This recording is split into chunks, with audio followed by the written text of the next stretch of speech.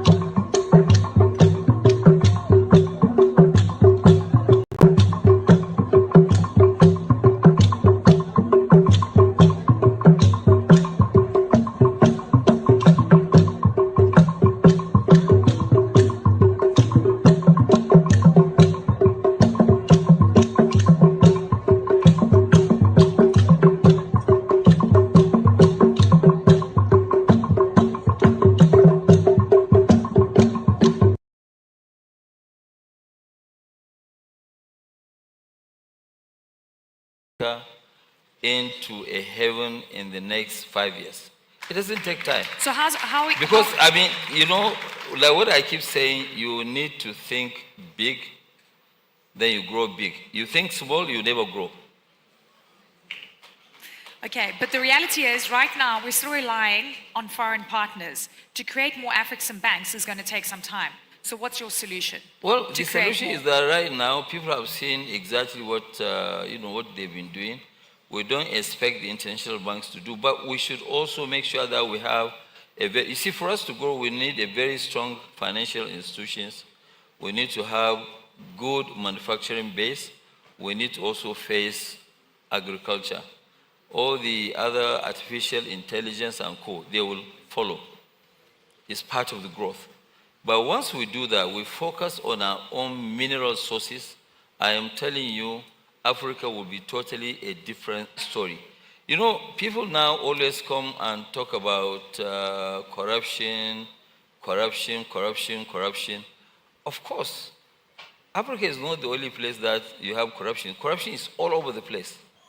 The only difference is that our corrupt people, when they steal the money, they take it, they fly the money out of the continent. If they continue to invest here, fine, then the economy will grow. I mean, I apologize with respect to maybe countries like Indonesia before. I'm not talking about now. During Suharto, are you saying that there was no corruption? Of course, there was corruption. In all Thailand, corruption everywhere. But they were able to grow just because they did not do what we are doing in Africa, taking the money out of the continent, out of their Asian region. Okay, so I'm not saying that I encourage. All what I'm saying is that there's no society, whether it's America, whether it's Europe, everywhere that you think of, there is corruption.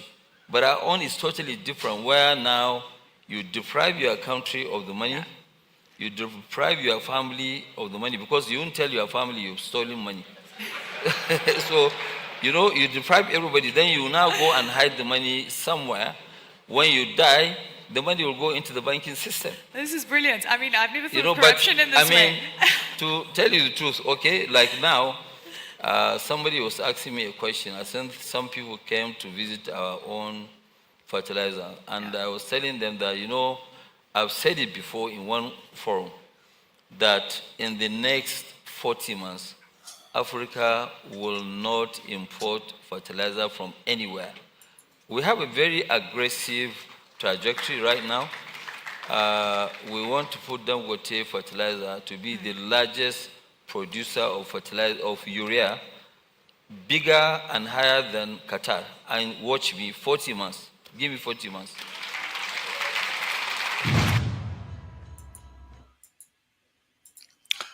Greetings, everyone. Thank you for joining me. I just thought I should cover this news that I saw about Dangote saying that they can transform the continent into a heaven in 5 years' time.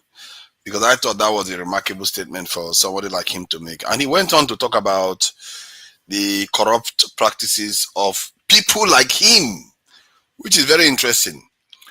He went on to talk about corrupt practices and he described what makes it damaging, which is something I know how I've said here, and I know a lot of people haven't necessarily disagreed with it. The fact that we are the ones that cause the damage by taking the money overseas. And but then again, you can also ask the question, why is it that we allow so many of our people to be demanding foreign currencies? Why can't we limit the amount you can demand? If you finish demanding that one, then it's enough for the year. Because there are certain things we have to start disciplining ourselves to doing. Because some of all these things is revealing. Because when people like us say it, people don't generally believe it. Even if they don't oppose it, they don't generally understand it. But when people at the very, very top is telling you that it's they themselves, the money they are taking overseas is what is causing the problem. How many of our leaders now, the president himself, does he not have money that he has invested overseas? Are all his money invested in Nigeria? No. The vice president, does he have all his money invested in Nigeria? Not likely. This is the problem with the country. You have people that totally invest everything overseas. Their children have properties overseas. And then they want the country to grow at the same time.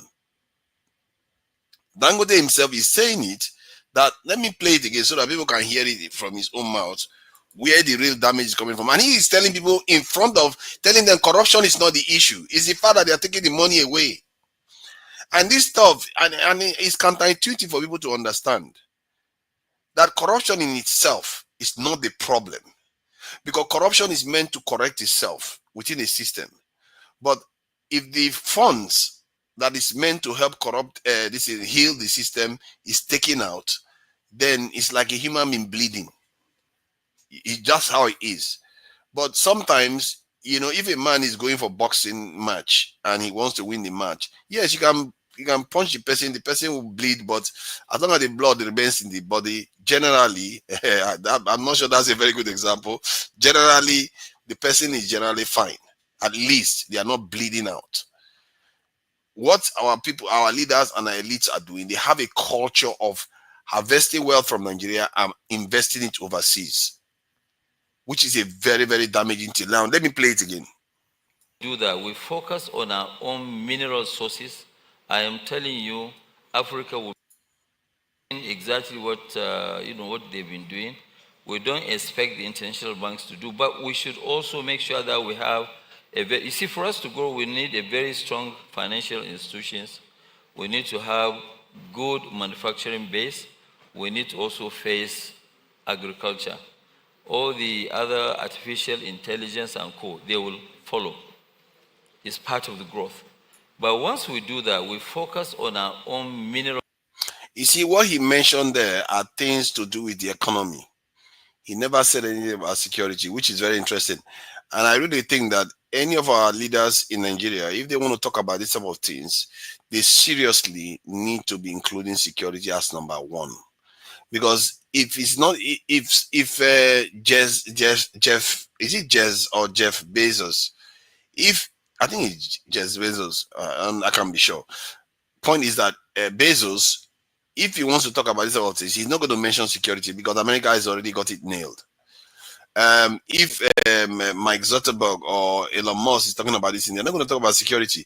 But if you are living in a country where you have a security problem, and I really think all our elites, the rich, including Dangote himself, should be putting that first as a demand for the government to fix. Because it's a big problem if you have a system whereby it's not secure and you keep talking about economy constantly. They do that quite a lot. It's almost like it's a reflex action for them now. They never really talk about, okay, take care of security, make sure you recruit more personnel to make sure that the country is safe and so that people don't feel safe in the country. And the people that want to come and invest in our businesses can be able to come in. But every time they keep talking about the economy constantly. But that said, he went on to say more stuff. So let me just play it again. Sources, I am telling you, Africa will be totally a different story. You know, people now always come and talk about corruption, corruption, corruption, corruption. Of course, Africa is not the only place that you have corruption. Corruption is all over the place. The only difference is that our corrupt people, when they steal the money, they take it, they fly the money out of the continent. If they continue to invest here, fine, then the economy will grow. I mean, I apologize with respect to maybe countries like Indonesia before. I'm not talking about now. During Yeah, you heard what he said about corruption, the fact that we take the money overseas. And many of these funds that they take overseas, they don't get it back because according to him, when they die, because we don't know where the money is, the money disappears into the hands of foreigners. You can't even make that up. We keep taking our money and taking it overseas. That sickness has to be cured somehow because, and he is saying it there, but he's not saying what they can do to stop it.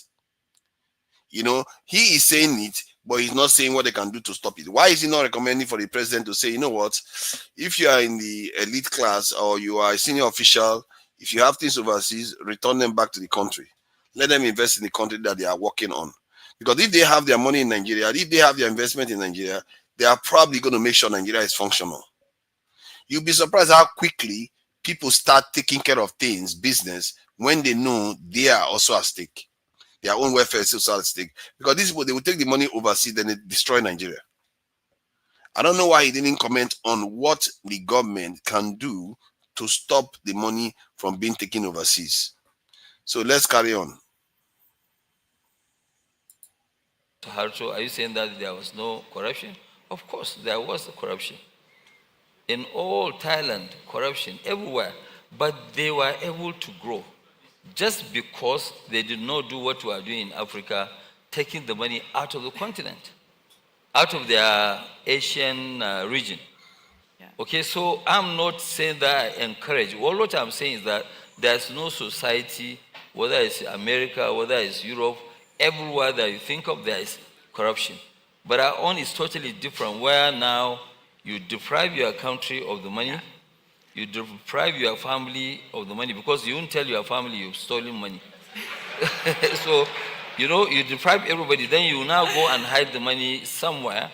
When you die, the money will go into the banking system. This is brilliant. I mean, I've never thought of corruption in this way. To tell you the truth, okay, like now, somebody was asking me a question. I sent some people came to visit our own fertilizer, and I was telling them that, you know, I've said it before in one forum, that in the next 40 months, Africa will not import fertilizer. Just watch how the face of the people in that room when he was talking about this. They look at them. There are very, very few people that show signs of being happy to hear that stuff that he was saying. They don't like to hear him revealing some of all these things. Just look at their face. Many of them have a stony face there. Let's see this. Place that you have corruption. Corruption is all over the place. The only difference is that our corrupt people, when they steal the money, they take it, they fly the money out of the continent. If they continue to invest here, fine, then the economy will grow. I mean, I apologize with respect to maybe countries like Indonesia before. I'm not talking about now. During Suharto, are you saying that there was no corruption? Of course, there was corruption. In all Thailand, corruption everywhere, but they were able to grow just because they did not do what we are doing in Africa, taking the money out of the continent. See, yeah, he's exactly correct. Because let me just explain the mechanism here so that people truly understand what he is actually saying there. If you steal money from government and you don't take the money overseas, what is the next best thing you're going to do with the money? You're going to find something to do with the money inside the country. Guess who is what is going to happen? Whatever you're going to do, you're not going to do it by yourself. You have to pay somebody to do it. You pay that person. Let's say you pay a banker to do the job. The banker will take the money, and the banker has to pay his driver. He has to pay his builder, the person that is building his house. He has to pay for the person that is sewing his clothes. He has to pay for he give to his pastor. By the time the money circulates in the economy, it's almost as if that person's corruption didn't damage the economy. You see what I mean? But if the money disappears and goes into a foreign economy, that money now will be used to spend in that economy. But while your country is without, that is one of the biggest damaging effect of corruption, not the actual corrupt practice itself. Because they are corrupt in the West too. They're corrupt in the West. It's just that their corruption stays within their system. But ours, we export it out, never to return again. And you wonder why all our sweat has never amounted to much in the country. And people they start losing hope and thinking that the only way to survive is just to behave badly. So that is the point he's making. And that is why I thought I should explain it, how it actually works, why that point he's making is very powerful. But the only problem is that he didn't say anything about how to solve it. And this is the thing Dangote does very well. He just lays down the problem and he doesn't describe any solution to it. Because he knows by saying those things, he gets the attention of the people. But that is the easy part, isn't it? Why doesn't he say what you need to do to stop it? Because if he says it, it's going to offend a lot of his friends. As a matter of fact, some people in that hall will not be happy. Look at some of their faces; it looked like stone. They were not very happy to be hearing what he was saying. But once we do that, we focus on our own mineral sources. I am telling you, Africa will be totally a different story. You know, people now always come and talk about corruption. Of course, Africa is not the only place that you have corruption. Corruption is all over the place. The only difference is that our corrupt people, when they steal the money, they fly the money out of the continent. If they continue to invest here, fine, then the economy will grow. See? I mean, I apologize. Are you seeing their faces? Do you see any of them joking about being happy to hear any of this? With respect to maybe countries like Indonesia before, I'm not talking about now, during Suharto, are you saying that there was no corruption? Of course, there was corruption. In all Thailand, corruption everywhere, but they were able to grow just because they did not do what we are doing in Africa, taking the money out of the continent, out of their Asian region. Owalele, you are correct here. Because if you leave the money inside the country, the bankers can also use it to provide loans for other businesses. The money circulates. About Dangote being a monopolistic actor in Nigeria, that is true. Of course, I don't know whether he deliberately wants to be a monopolist or others are just underperforming. Point is that he is mostly you can consider him a monopolist. That's the truth. But does that mean anything really? It doesn't mean much, because Google is a monopolist, Facebook is a monopolist. There are so many monopolies. ChatGPT is basically a monopolist. Most Western economies that we all our system is built upon in terms of the structure is built by monopolists. It's just the name of the game. And I don't think we should be seeing people like Dangote as a business even. What they truly represent is an arm of the Nigerian power or economic power, an arm of the Nigerian economic power. That is what it is. Make no mistake. When you look at Google, that is an arm of America's data power or a form of economic power too, depending on how you want to call it. Those things, they represent something for the nation that they come from. They are not just everyday companies. The WhatsApp is one of the reasons why, according to the Iranian news, they said WhatsApp is one of the reasons many of their people were able to be taken out by Israel, because many of their citizens were talking on WhatsApp. And because, when you're talking on WhatsApp, you'll be talking about this person. It doesn't mean that they're able to track the original person, but just because you are talking about that person and these people that are able to access it are able to access it. They can digest the information there and use it to know where the person is. You know, even a cleaner that sees, let's say, sees an important official and say, I was just talking to this man here. I just let him into this office. They will know who that person is because you are busy talking on WhatsApp. And imagine how many secrets, family secrets, Nigerians have put down on that WhatsApp. So you can see how easily the way we behave and the things we consume may be our undoing.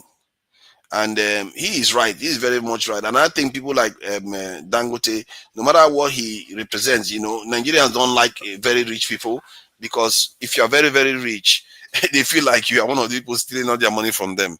But Dangote is not the kind of rich person that is very destructive.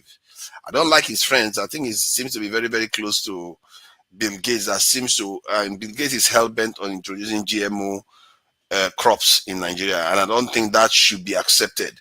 Nigeria is such an important area; they shouldn't be bringing GMO into that area at all. However, from we also have to keep in mind, like I said earlier on, that Dangote, what his company represents, is a very, very powerful tool. Can you imagine if Iran has closed the Strait of Hormuz? Dangote would have been like a god. Like the whole African country will be coming to Nigeria to come and beg for petrol. Okay, not beg for petrol, but buy petrol. Not beg for petrol. They might as well beg, depending on the ones that has offended us. Imagine when that was when South Africa was busy misbehaving. That would have been tough. So these are, and I think Nigeria should create more people like Dangote. We need at least 20 of them. 20 at least. Big, and Dangote is not even that rich. They need to be big and be able to expand to all through Africa and be able to trade and increase their capital, because the more capital and kind of large the companies get, the more they can use it to do more for Nigeria. Because if you have money, they are paying taxes to the Nigerian economy, they're employing Nigerians, and they are transferring the wealth all over the country. You can now start seeing the influence, not to mention the soft power that you gain, because most of those nations rely on Nigeria to purchase those type of the kind of goods that Nigerian billionaires are producing. The influence you have, like I said, Dangote would have been very influential if Iran had decided to escalate the situation beyond what they did. That said, let me check. Palantir. I've heard of Palantir is accessing into their network. Exactly. That Palantir, whom are they? I've heard of them quite a bit. I think it's some kind of organization. I'm not sure. Is it Israeli organization? If you can, okay, let me see. Palantir is an Israeli spying arm, one of them. Yeah. They know how to Israeli. Say whatever I like about Israel. I really wish we were at least to, not the genocidal part that is going on now, but the part that is very, very aware of their environment. I wish we were just even half like them, so that we can be taking care of some of all these loopholes that we have. We have too many loopholes in our system, and our people are some of the worst ones, even making it worse. We keep taking everything and taking it overseas. Everything we have, we take it overseas. If you go to London, you'll be surprised how much wealth Nigerians have. The slightest thing they want to do, they will put it in Chelsea, Kensington.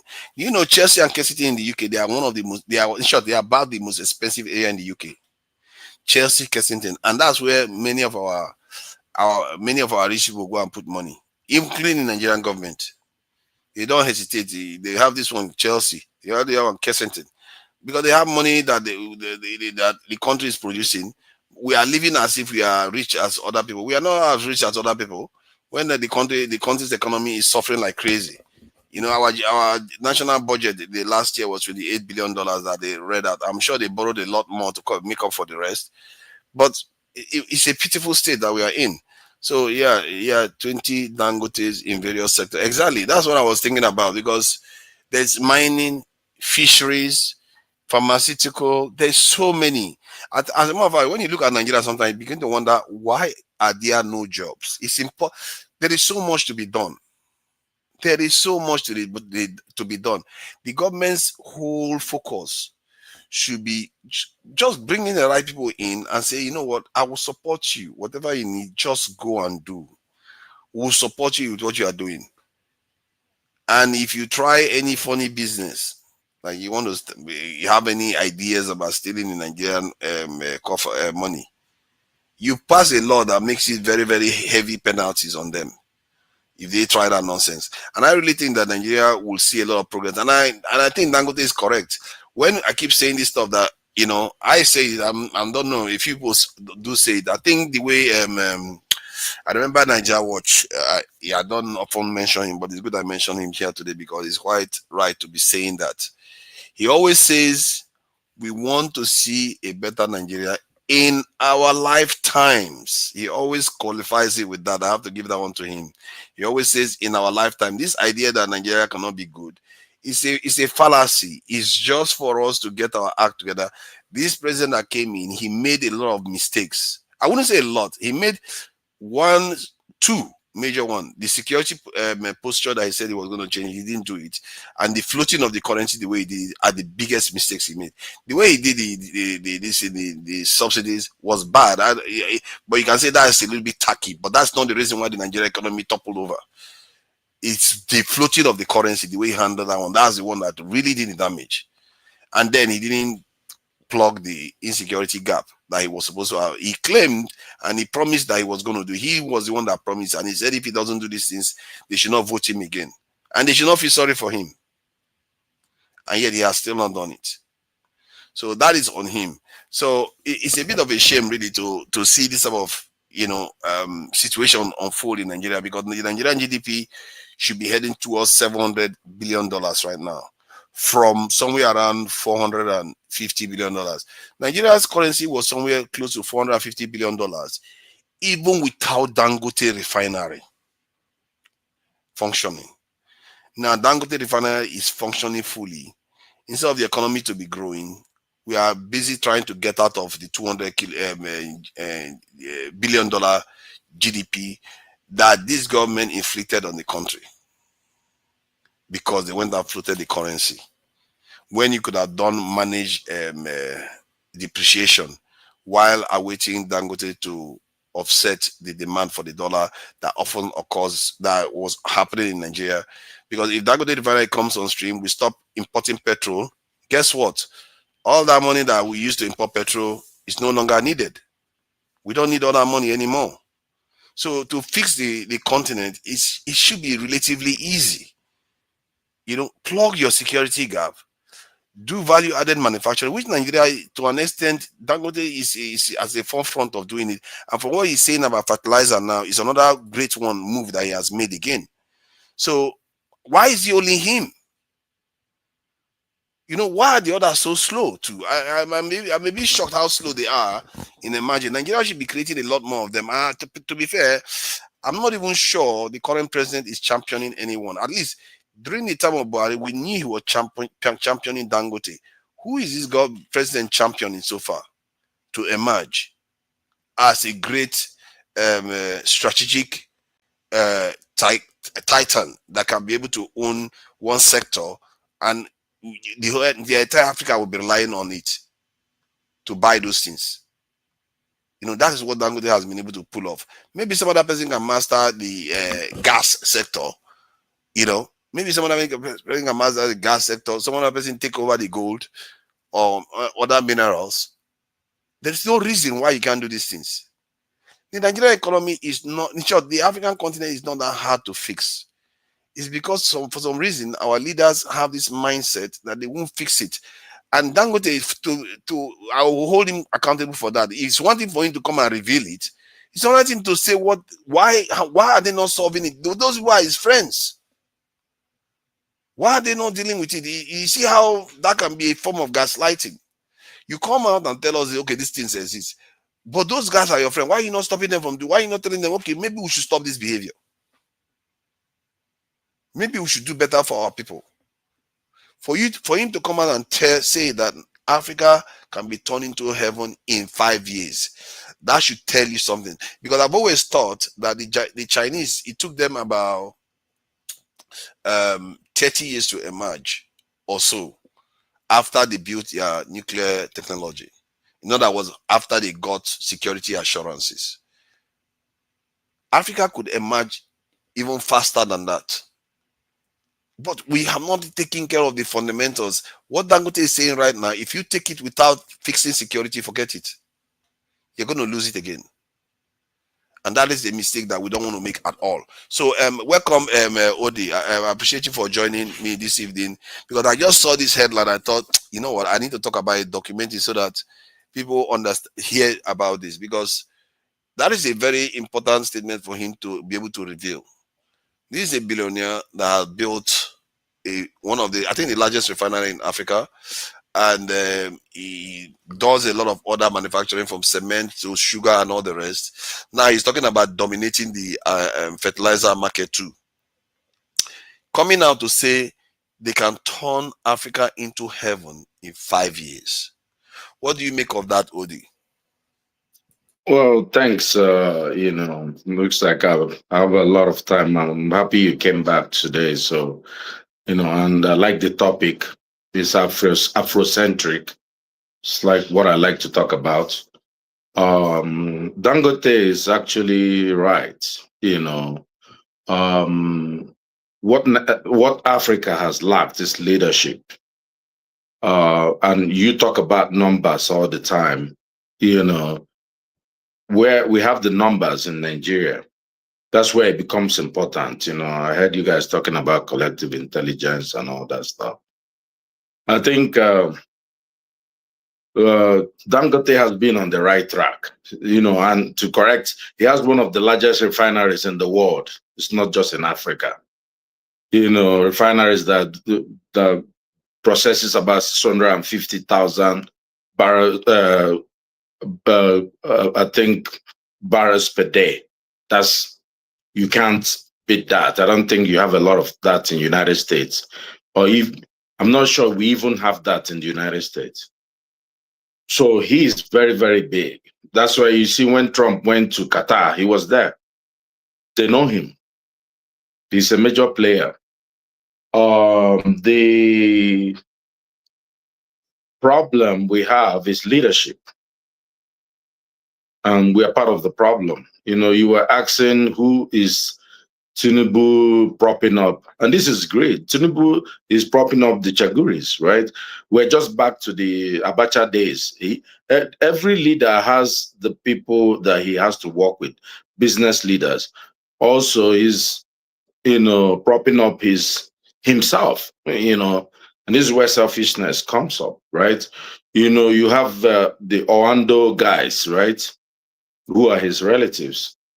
So when a leader is about himself, you're not going to get any much progress in the country. So what we have is failure of leadership. People are jumping around and celebrating the tax bill that was watered down so much that it's useless. There's no, and let me just really zero in on your discussion about the importance of what Dangote said. Is going to be driven by people like you and me. We did talk about South Africa in the past, when it was time for them to move to the next level, when the Oyibos gave them, leadership. They didn't have people who were educated enough. We do have folks who are ready to come back to Nigeria and man anything. Is it nuclear power?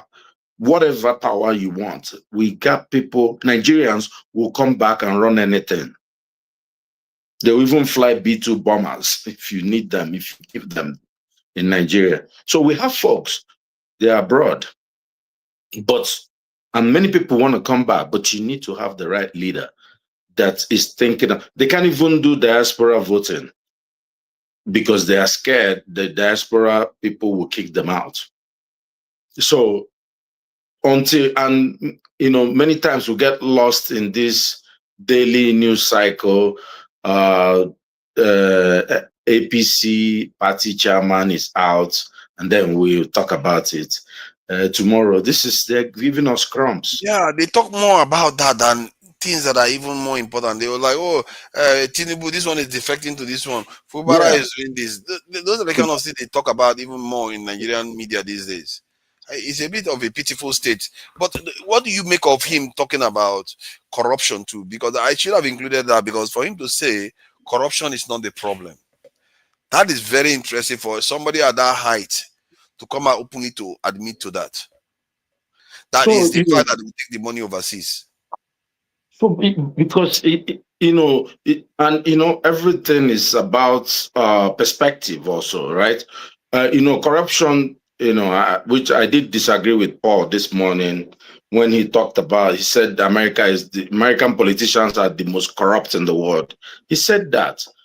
Yeah, is there a lot of corruption going on here? Yes, but what type of corruption? How is the corruption played out? So there's going to be greed. You played the video about how the income gap got worse in the 80s. That's a form of corruption. Yeah. That someone like Mike Zuckerberg doesn't pay taxes, right? The owner of Amazon doesn't pay taxes, but the teachers pay taxes. It's a form of corruption.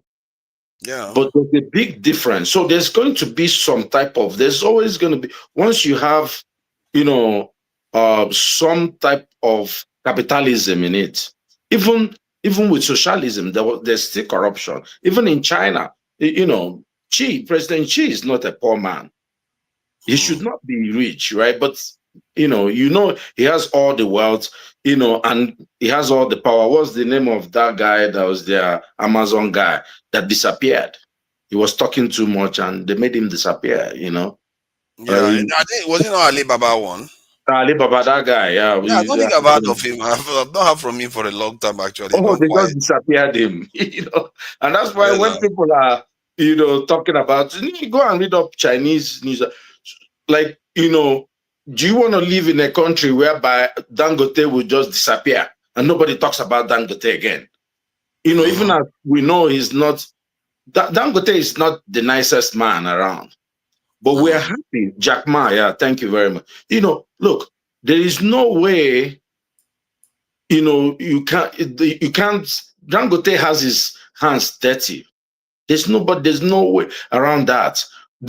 His whole wealth is built on our money. But he's doing something that is benefiting all of us. I think that's the point he was making. That maybe he was implying that maybe he stole, but he's putting it in Nigeria. But the others they think and they put it overseas. Maybe that's the point he's trying to make. Yeah, And that's the point. Because it's not corruption, like taking money from the cookie jar, you mm, know. But you see, and this is the idea. When we are worried about let's say the 60s, and we're reminiscing about how good those days were. Well, those days were not very, very good for everybody. The mm, 60s and the 50s that guy described in the video, because there was a lot of segregation and, folks were suffering. Now we have a situation whereby you and me can land in New York, and in 10 years we'll be worth $10 million. oh, okay, hold on. But sorry. From what he said in that video, even for black people, if you ask black Americans, they will tell you that they were better off financially, family structure then than now. Not in the 60s that guy was talking about. No, they In will the say 20, they will tell you that they were better off. No, in the 60s, not 20s. Yes, black Americans were not better off, but in the 60s and 70s, they will tell you that they were better off because one, their family homes are not being broken. They were more still together. They didn't have the drug epidemic problem. The men were still at home. And I remember Michelle Obama saying that her dad went to work for a rail station, and he that one salary is how the money he used to train all of them. That is almost impossible to do now. So that's the point I'm making, that even black people will tell you the same thing, that during that period they were doing better. so the family structure was together, for sure. So we, we have to separate a deliberate policy by the government to destroy the African American family. That was a deliberate policy that was started way back, about redistricting. This started actually, I think it was after the Second World War or the First World War. Second World When War. they did the redlining, Yeah. And they gave loans to white people and made them. It's very well detailed. That guy even made a video on it. He's made several videos on it. He's actually obsessed with that. We know that part. What I'm saying is, what we found ourselves is a situation whereby, Elon Musk has all the power, but he's very innovative also, right? So there's a trade-off also. Dangote, if you look, I voted for us having 6 Dangotes. I don't like the refinery in Lagos. I think we should have had 6 refineries in the 6 geopolitical zones in Nigeria. I thought Buhari, that would have been a master stroke. Empower 6 folks, pick them out, whoever you like, APC folks, empower them, sound guys. Let them get those same type of refinery in the 6 geopolitical zones of Nigeria. And then, because problem with Dangote, there could be easy foreign sabotage on that, refinery.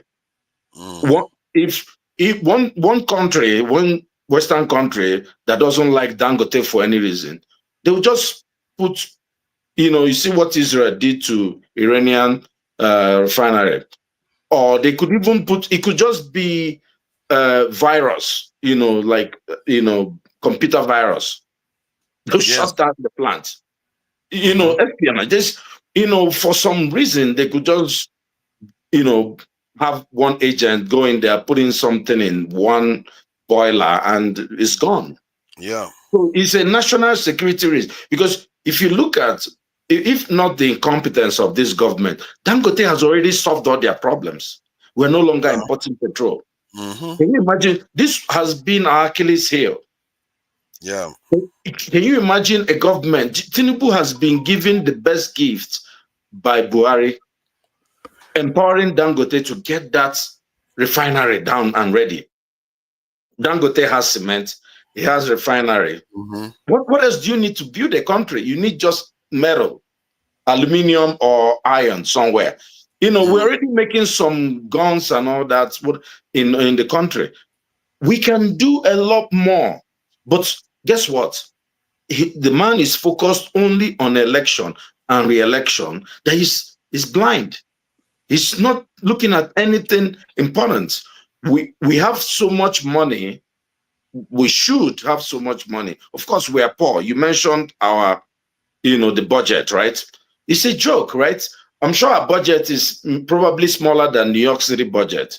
The budget of the whole Nigeria is probably smaller than the budget of. So, and this is myopia from, our leaders. They are all chasing, Jagaban of Africa. Oh, he's the greatest politician. He's getting one party state. Everybody is defecting. And that's where the leadership vacuum, ensues. Look at, I don't like the South African president, Ramaphosa. I think is, he has, but do you see, even with his BRICS, his defense of Palestine and all that, he still went to Trump. Trump has been hitting the man hard through Elon Musk and everybody, gave him sanctions. One of the also USAID hit them the most because they have a lot of HIV and all that stuff there. Now, what did he do? He went to the White House. He found his guys and they found him a way. He came there and said, okay, let's settle this thing. And, Trump, he just praised Trump. Everybody is the emperor. You praise him a little bit and things start open. Nobody's talking about South Africa anymore. Yeah. Nobody has invited him to the White House. He's not been invited to Rome. He has not.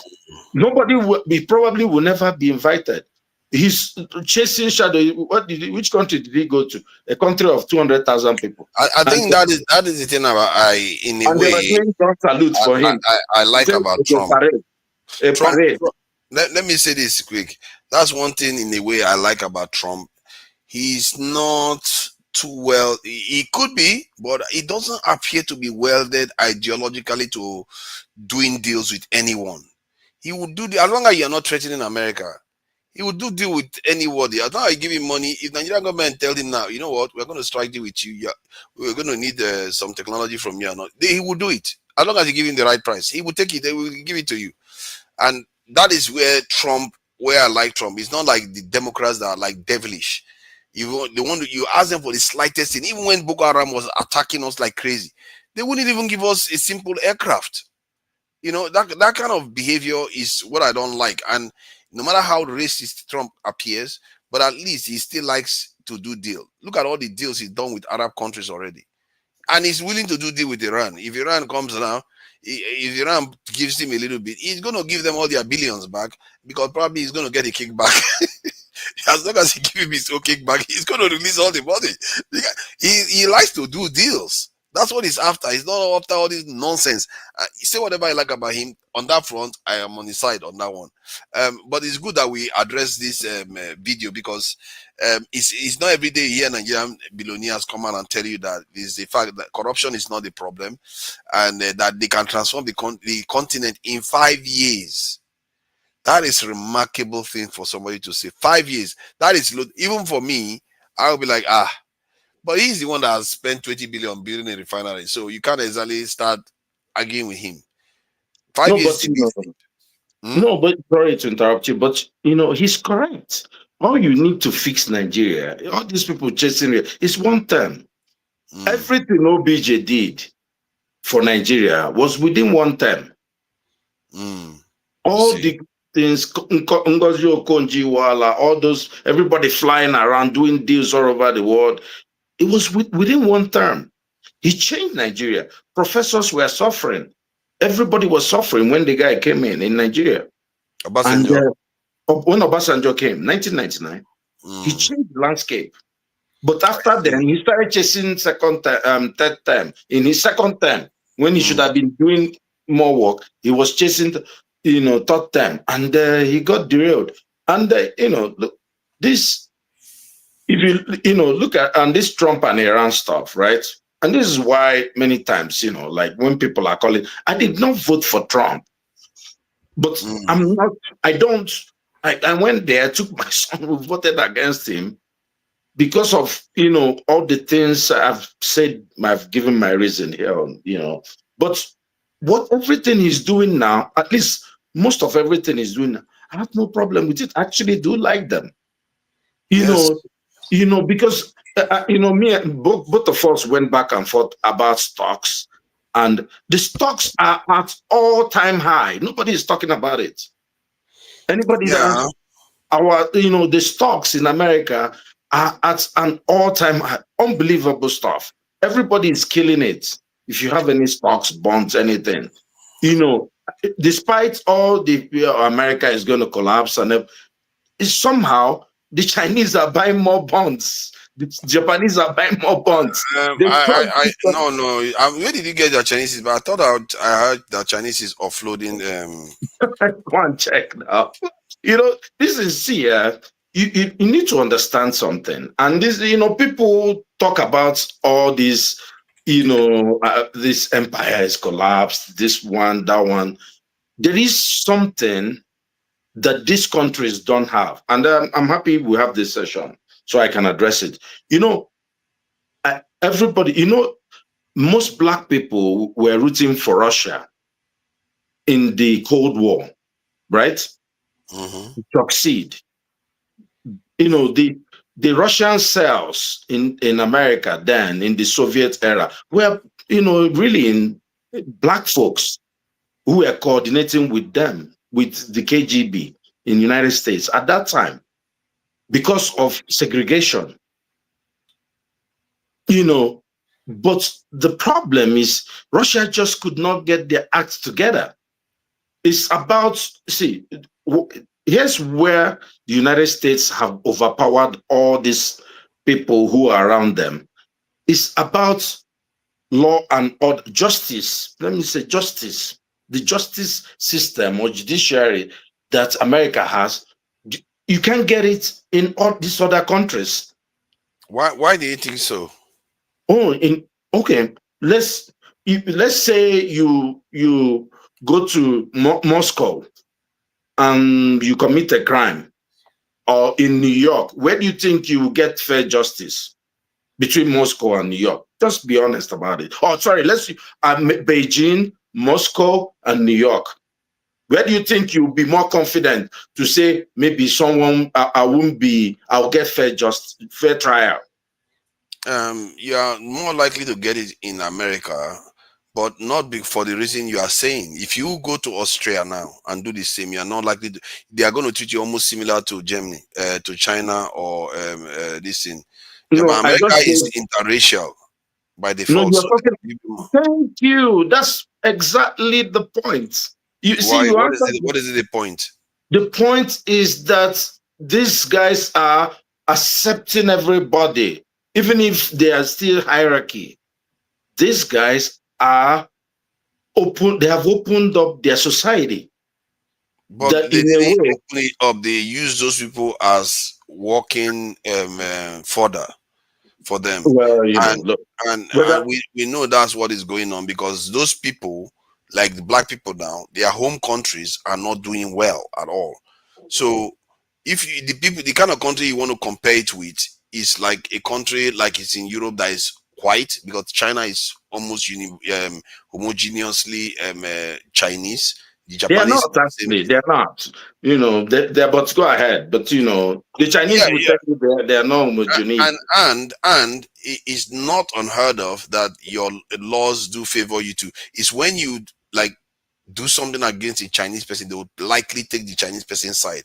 Just like in America, they are likely to take the white person's side. It just comes by default. Black people have lived through it, where they will see somebody get shot like blood point blank, and the justice system will take the side of the white this person. So it's not new to in America.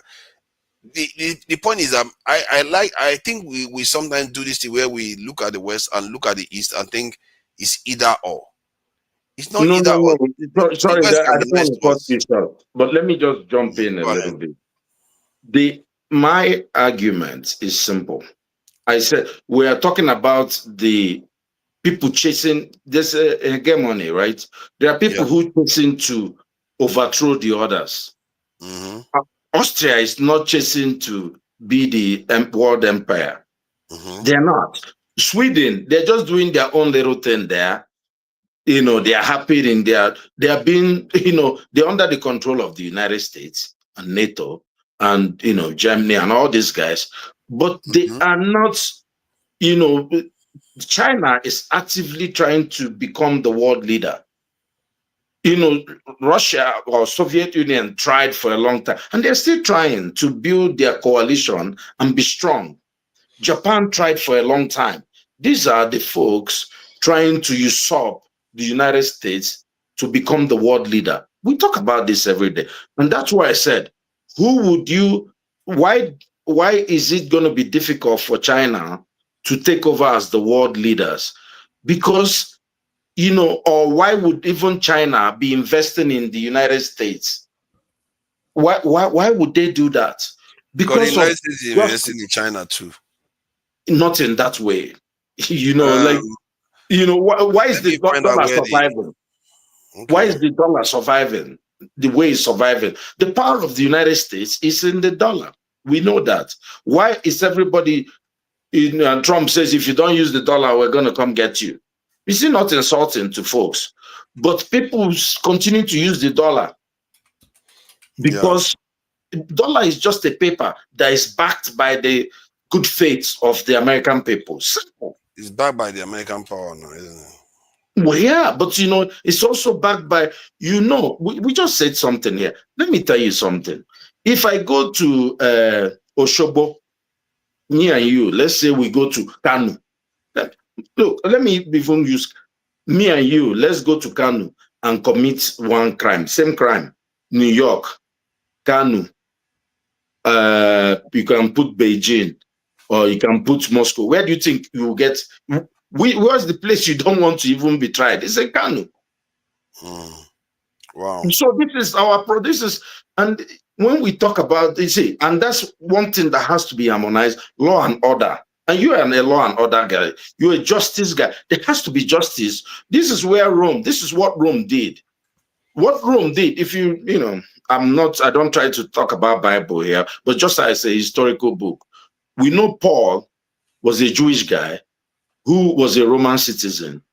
When they accused him of one irregular behavior, he said, "Well, I'm a Roman citizen. I want to be tried before Caesar." And this is that was the power of Rome. That's what America is doing. You know, they copied everything about Rome. Yes. And this is the power of the United States. For people to say, I am American, I will die for this flag. That's what people did for Rome. Who is doing it for Russia? Russia has a very good opportunity with these guys in Mali, Burkina Faso. Let's see if they don't miss, and Niger, right? Here is AES countries.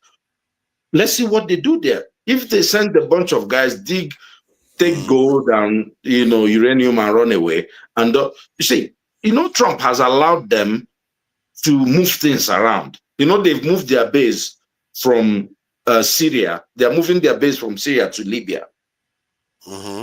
They've just let them. It's when Israel was pounding Iran, Russia didn't do anything. They made a deal with Trump. They just allowed them move their base closer to Libya so they can support their guys. Because this is their own peace. This is still Berlin Conference all over again. But the question is, what is Russia going to do with the people they have been left to cater for? They need to have some type of good life. You need to allow some of those people from those countries to move to Moscow, educate them on weaponry or whatever technology you have, develop them, and people will want to join you. Yeah, see, I understand what you are saying. It's basically one of my biggest criticism of China, Russia's approach to things. They are it's almost as if they are doing it half-heartedly. And that is a bad mistake to make. If you want the world to be stable, you need to have a multipolar world. Because if you have only America running roughshod, you are more likely to have even more conflicts and bitter ones for that matter. Because everything is going to be under America, and they want to ride roughshod against whoever they like, and nobody will be able to question them. That's why they say power corrupts absolutely, and absolute power, corrupts absolutely. Which it would be what will happen if America is not challenged by China. You have to have a counterbalancing this force so that people have options. Can you imagine the kind of stuff they are doing to this in Iran or any country that's against Israel? No matter how Israel offends people, if you tell them, oh, this behavior is not good or we don't like it, America will be like, I can't be asked because my politicians, their brain is lost when it comes to Israel. So when you have that kind of situation and you don't have any other recourse, what do you think is going to happen? People just start fighting.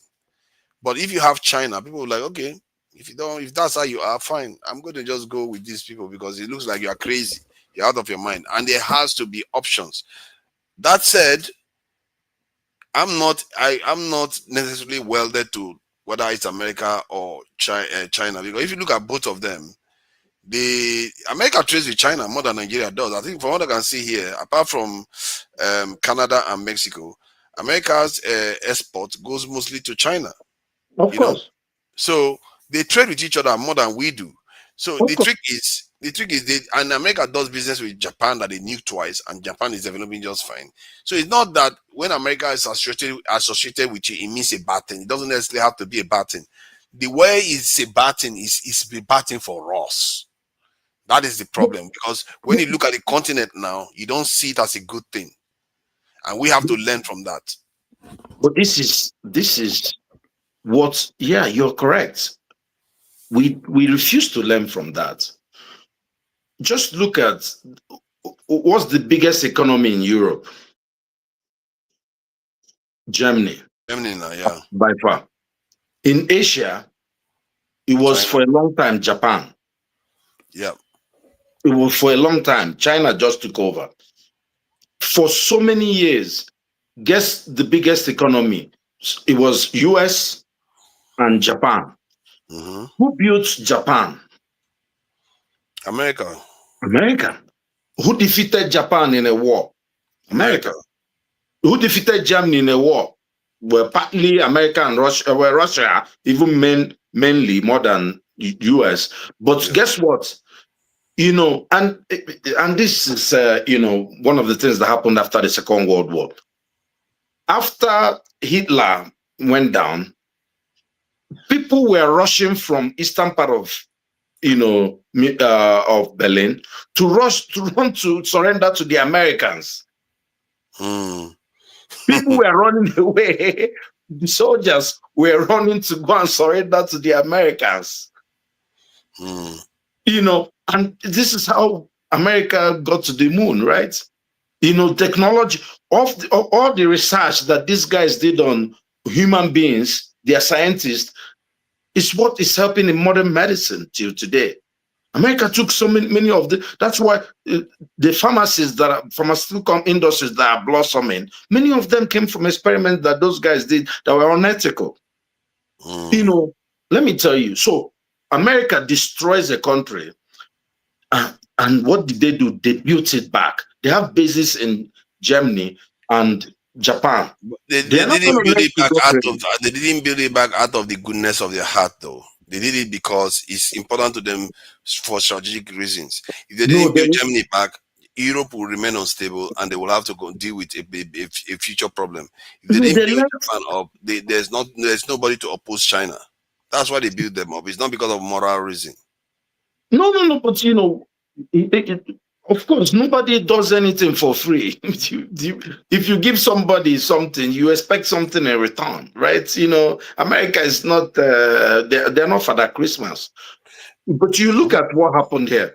They learned from the failure of the First World War. We've not had a third world. Many people predicted by now we should have had a third world war. We haven't because of what the lessons learned from the First World War.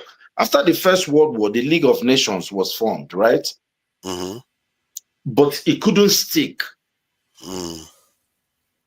Now, what they did, is they started what do you call it? They had the Treaty of Versailles. The That was Treaty of after the Versailles, First World War, wasn't it? after the First World War, they had the Treaty of Versailles. The Treaty of Versailles was punitive. Mm-hmm. He said, Germany, you lost the war. You're going to pay us penalty. Mm-hmm. And so Germany was paying penalty until, when you had the Great Depression, everything went to hell. After you Mm-hmm. had the Great Depression, and then you had the Spanish flu, I think about this around, everything started going to hell. Wall Street collapsed. Germany couldn't meet up. People in Germany were suffering. The Allied forces had black people walking their streets, soldiers from Senegal taking their women, having mulattoes. Mm. Even the Oyibo started rebelling. Mm. That's what happened. Now, what they learned from the Second World War is no, these are our brothers. We're going to build them up, just give them some breaks.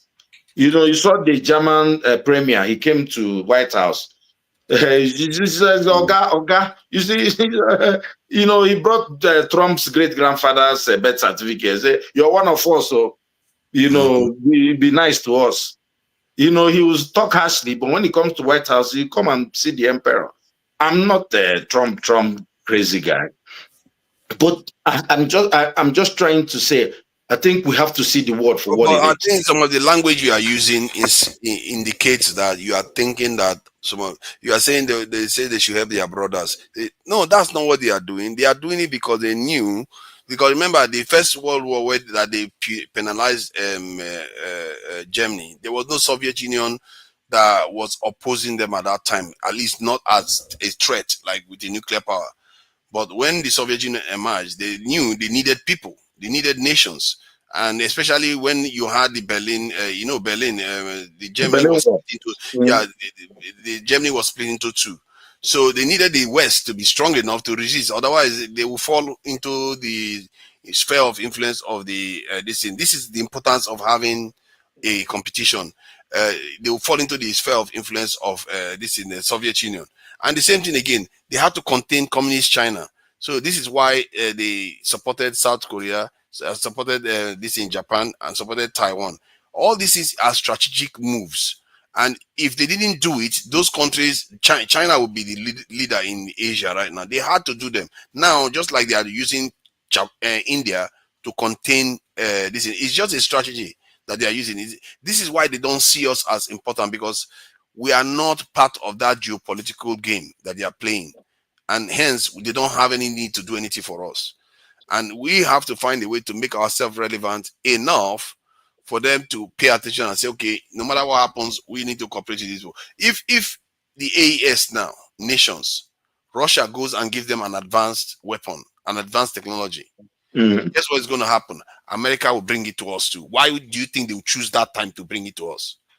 They will bring it to us because they know now that if they don't do that, that AES country will gain more influence in the subcontinent and maybe even give Russia even more foothold in more countries.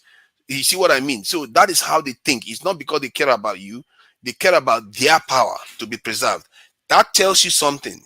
When they totally dominate, they will revert back to type, because their true type is what you see in Africa right now. They don't have any strategic interest in helping Africa right now, and they are not. they, No, don't, but they don't have it, and they are not helping. your analysis is spot on. Is correct. And that's why I said the onus is now on Russia to do something for the AIS countries. Let him do something. Like the problem is so this is the opportunity. This essentially is their playground. They've outsmarted.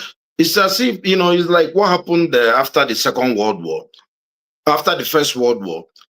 All the colonies that uh, Germany had were taken over and split between the British guys and the French.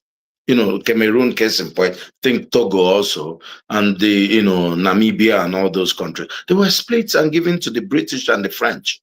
This is what's up. Essentially, the Russians have kicked out the French from the Sahara. Now the question is the life of the average guy in Niger going to be better in 5 years? If it's not better, then Russia has failed again, because Russia has a great opportunity. I am in agreement with you that there has to be some multipolarity. I'm not against it. I'm saying that when you have look, the Chinese look, essentially, these guys forgot about Africa. Chinese got a foothold in Africa. What did they do? They build one whatever, they'll build one railway for you. They will say, okay, we'll be charging you this, whatever, we'll monopolize one thing there. They'll bring some of their citizens.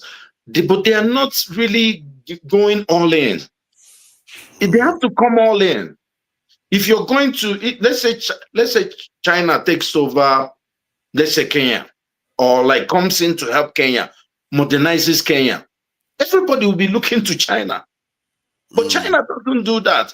China comes, they just come to exploit also, even worse than the Europeans.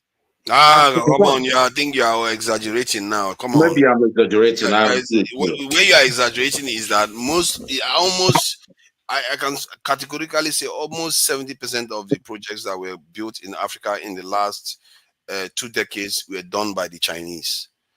They are building stuff just like Dangote is building in Nigeria compared to the West. Why is the West that we have been in constant partnership with for decades? Why are they not the ones building? All they do is come and take. Let's bring it a little bit home. The Chinese are in Zamfara. They have been in Zamfara. What have they been doing there? What have they done for Zamfara? Oh no, I'm not telling you that they are not exploiting us.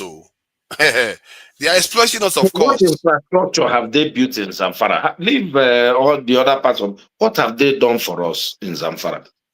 No, they are, nothing they do for us is they are not doing it for us. It's our government that this thing kind of gave them the projects to do. The point is that all these projects, the West will refuse to do it for us, or they'll find an excuse to sabotage you or one or other reason.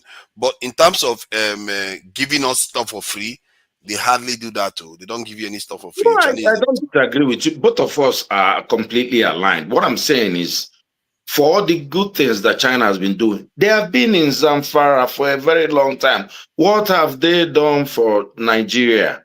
Show me one in Zamfara. and this is one of the areas I think the Chinese, they are making a big mistake. I don't know what is wrong with them. The Chinese is going to fail, and the West is going to win this struggle if they carry on with the way they are going, because they don't seem to realize their position. It's like a big elephant that doesn't realize how big it is.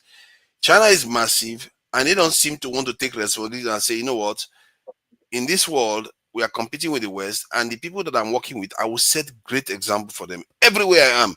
From DRC, I will make sure they progress. Because if they progress, we are not a threat to China. We are very far from China. But Yeah, we're not. what you would do is you would take the support of those countries that used to back the West away from the West, But they have and they to will start be doing looking at it. China favor. But China is not doing enough, and that is my problem with China, and including Russia too. How many countries has Thank Russia you. supported that has done very well? How many countries or that Russia? No, name one country you can tell me in the world now that Russia supported that go on to prosper very well. Okay, maybe Iran to an extent prospered. This thing, North Korea, you can argue that they survived compared to if Russia wasn't backing them too. So, but even them, you cannot consider them a North great Korea is success. a China story. It's not even Russia. It's a Chinese story. Exactly. It's a But Chinese it story. helps that Russia didn't lock them out too, because they have to get oil from somewhere. My brother, even this Iran and all the good things there, Iran has had a long history with with Russia, with Mm. the British folks when they were in India, Yeah. and and the United States most recently, at least prior to 1979. Iran is a great empire, has been, and Yeah. these are not small folks. Yeah. They were very advanced even before this Islamic revolution. Iran was Yes. popular. Iran was like, even the Shah openly boasted that in 10 years they will be ahead of most of the European countries. In 10 years. There's a video of him. He openly Mm. boasted. Yes, he said 10 years. That in 10 years they will be ahead of most European countries. You know what I call that? They look like our cousins. They look like our cousins that like to brag before they get anything done. That's mumu talk. You see, this is why I like the Chinese. They keep quiet when they are doing something. They don't talk too much. Sometimes I feel like they don't talk, they don't talk too much. It's a Yeah, but they problem. have to start talking now. If they, you see, Now, if yeah, now is the time for them to really start playing yeah, the international politics. They are not you doing it can't say enough. you want to go and vie for election because this is everybody is trying to show off their goods. You have Yeah. to show us America. Look, no, of all the things that people say, America, all of us come wherever the UK, US, we come in and we're able to show our people what we came back with, the bread we bought. Let's bring it home to Nigeria because there's something that I've been trying to talk about. But look, they had the Second World War. They signed the Treaty of Versailles, the First World War, Treaty of Versailles. It didn't work out.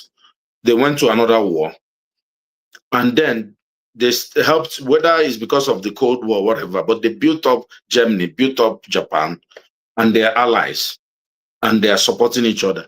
Nigeria, we had a civil war. We had a war.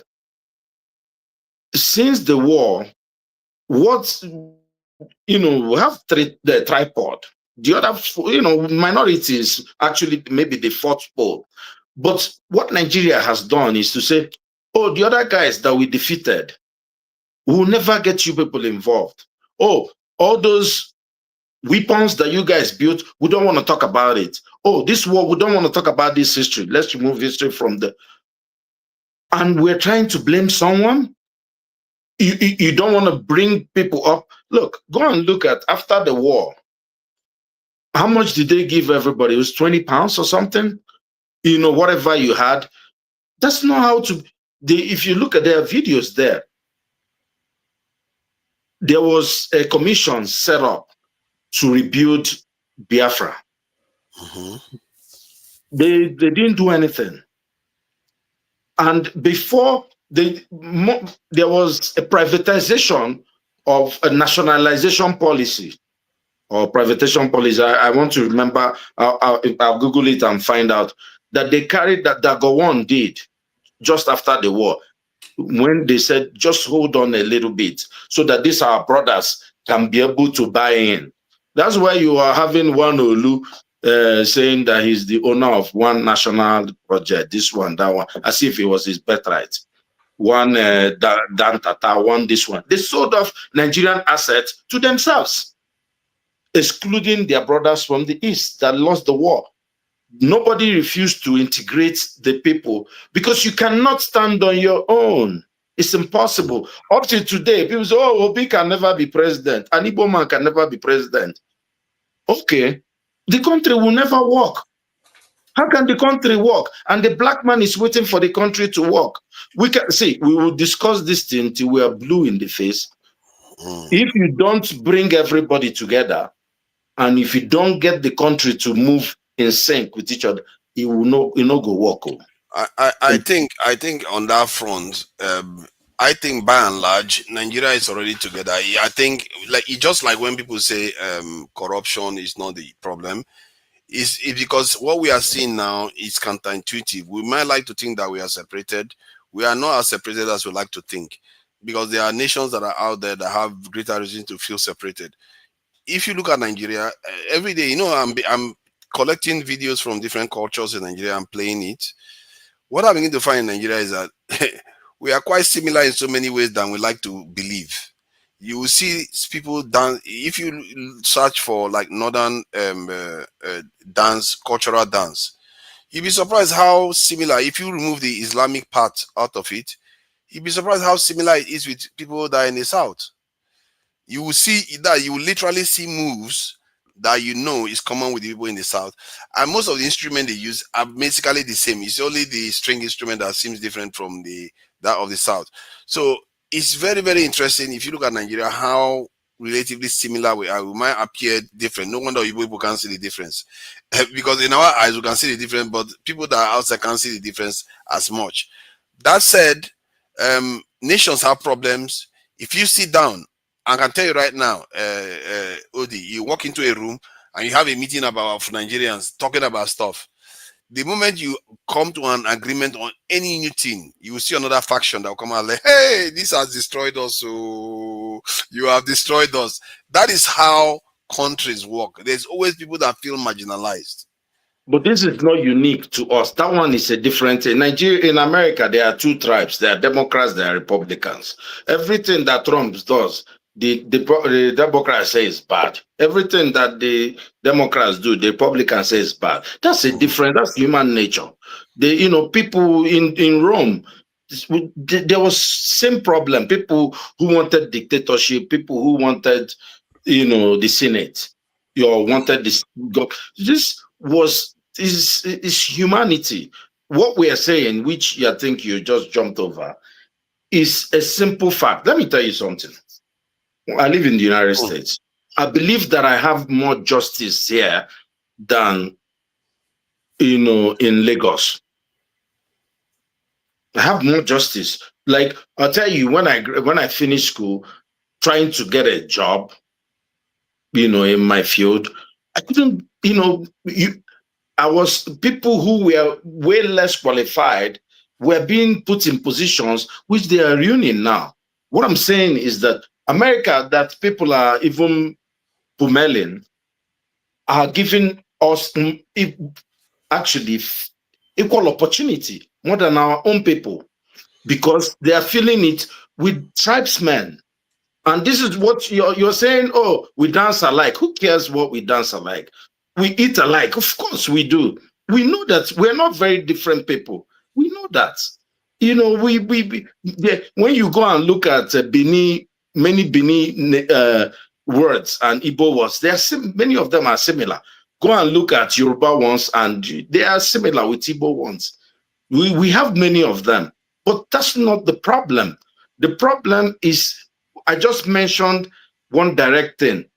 They had Obunigwe. They had the things that were manufactured in Biafra.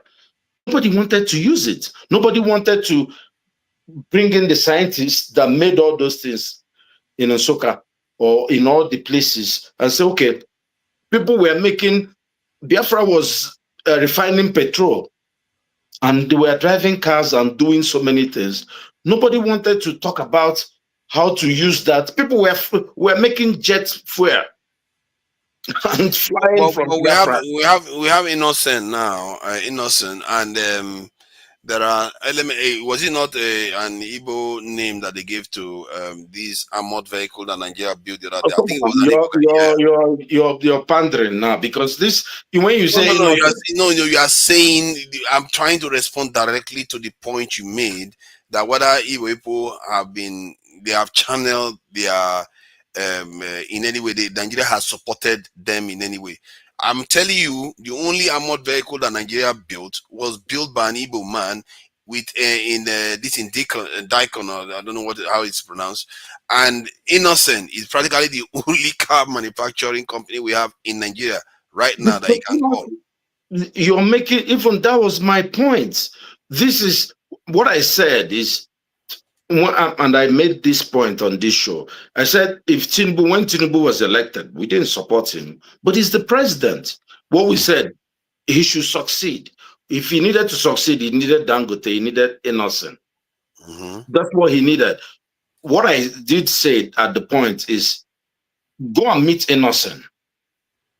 Ask him what he needs. The way Innocent, do you think in your mind, do you think Innocent is getting 1/10 of what the support that Dangote is getting? Yeah, but Innocent and Dangote, they are not in the same category. Even if I support that Innocent should get similar support, but they are not in the same category. Dangote is dealing with oil that Nigeria actually has. That Innocent one requires a lot of other things that Nigeria may not have the ecosystem for. What happened to Tata? Tata is a story. Why is India now blossoming? No, I agree with you. And you know, I think the question you asked was about scale of support. I'm telling you that it's not because they don't support Innocent; they actually support Innocent in Nigeria. No, they but the don't. Nigerian government don't support it. Let's not do it now. Let's not do that. You know, the Nigerian government give them money now.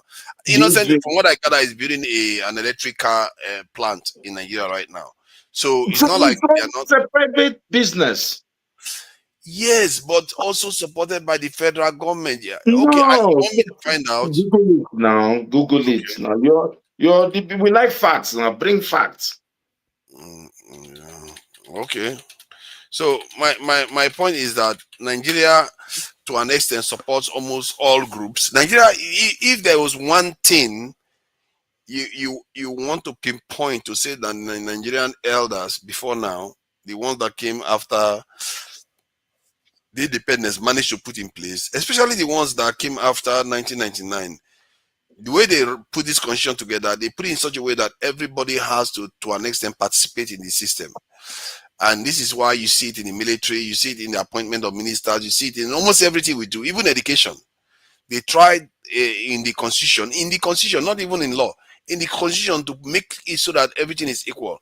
The only area I feel like they didn't tap into enough is presidential level, where they should have made it either permanently rotational, or they should have created a presidential council instead of all these shenanigans that happen towards an election all the time. A military guy, now why are you not talking about the bullets, the weaponry that was made in Biafra? Why didn't they tap into it? I thought that's what you should be talking about. I support all those things, but it's not everything. It's not. See, Nigeria government is not making anything. They barely are. It's only Dangote now that is manufacturing. What is Nigeria manufacturing? So it's affecting everything.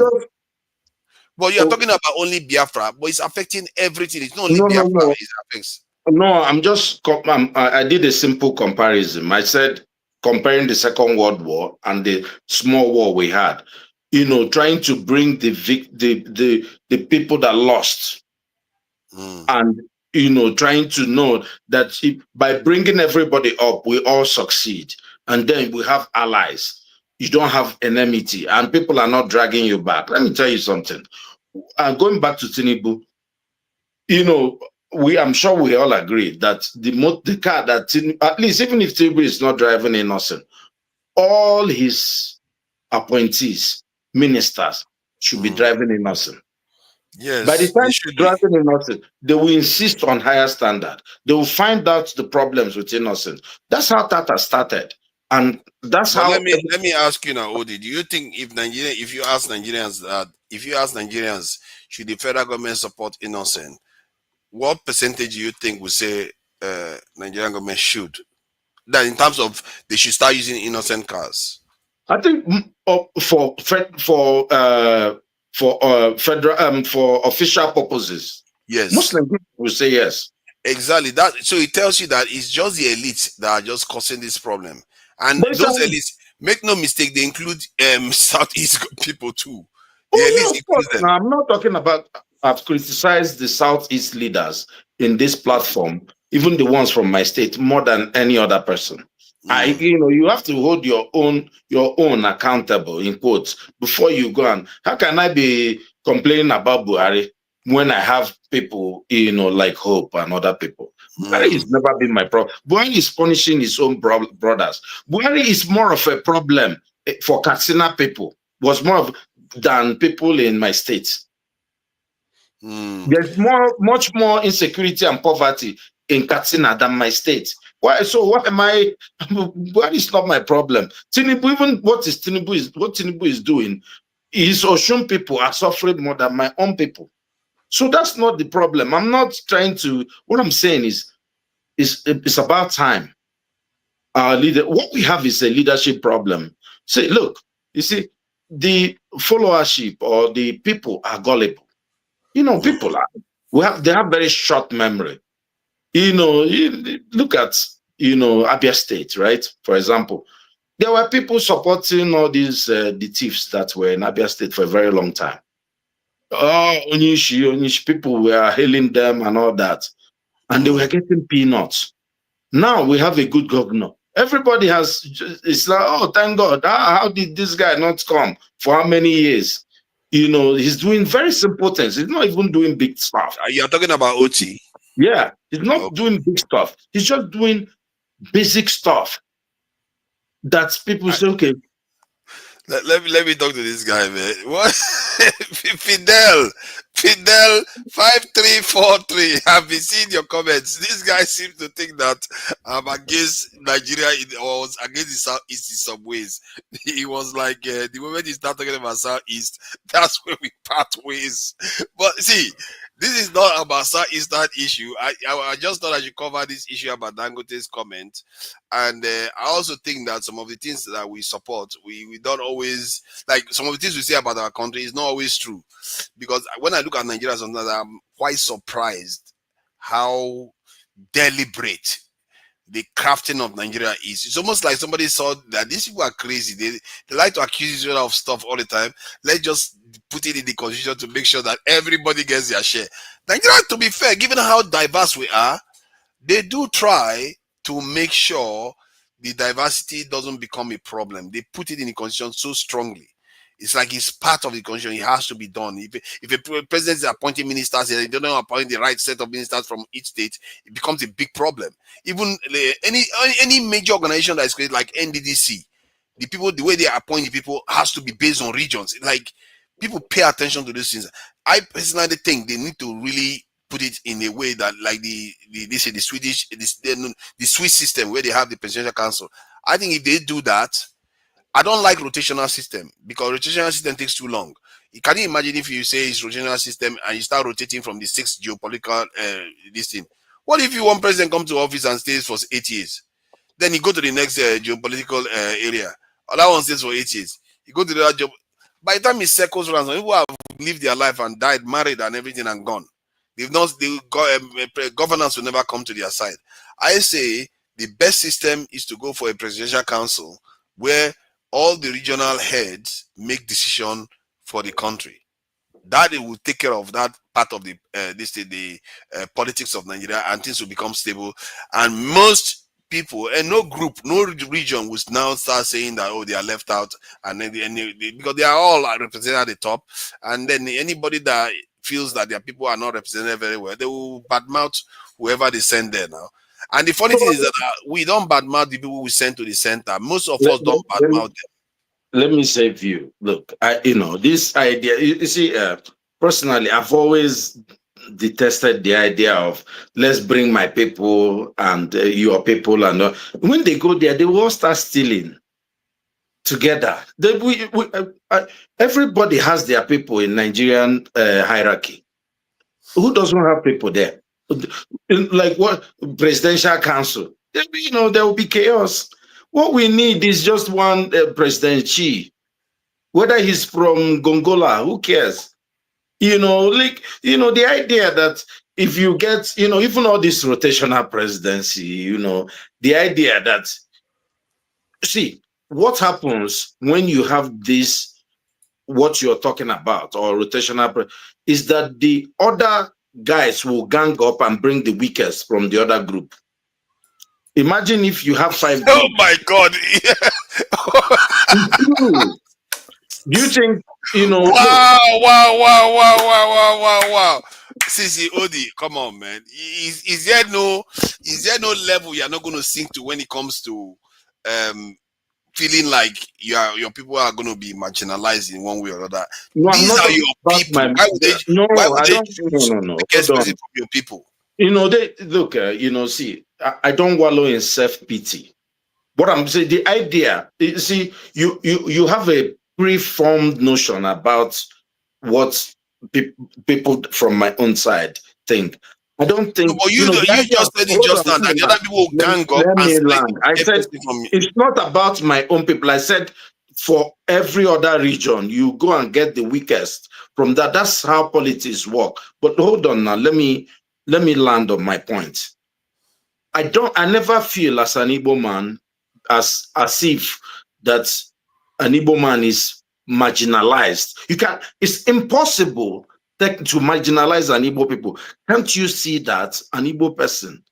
What has been done is to take politics away from them. Of all the regions, of all the people, but they have been suppressed educationally or by income-wise, economically. No, the Igbo man, wherever you have the goods, he will go there and take it. If it's in Kano, he will go to Kano and take it. Hold on, you said something that I wanted to question.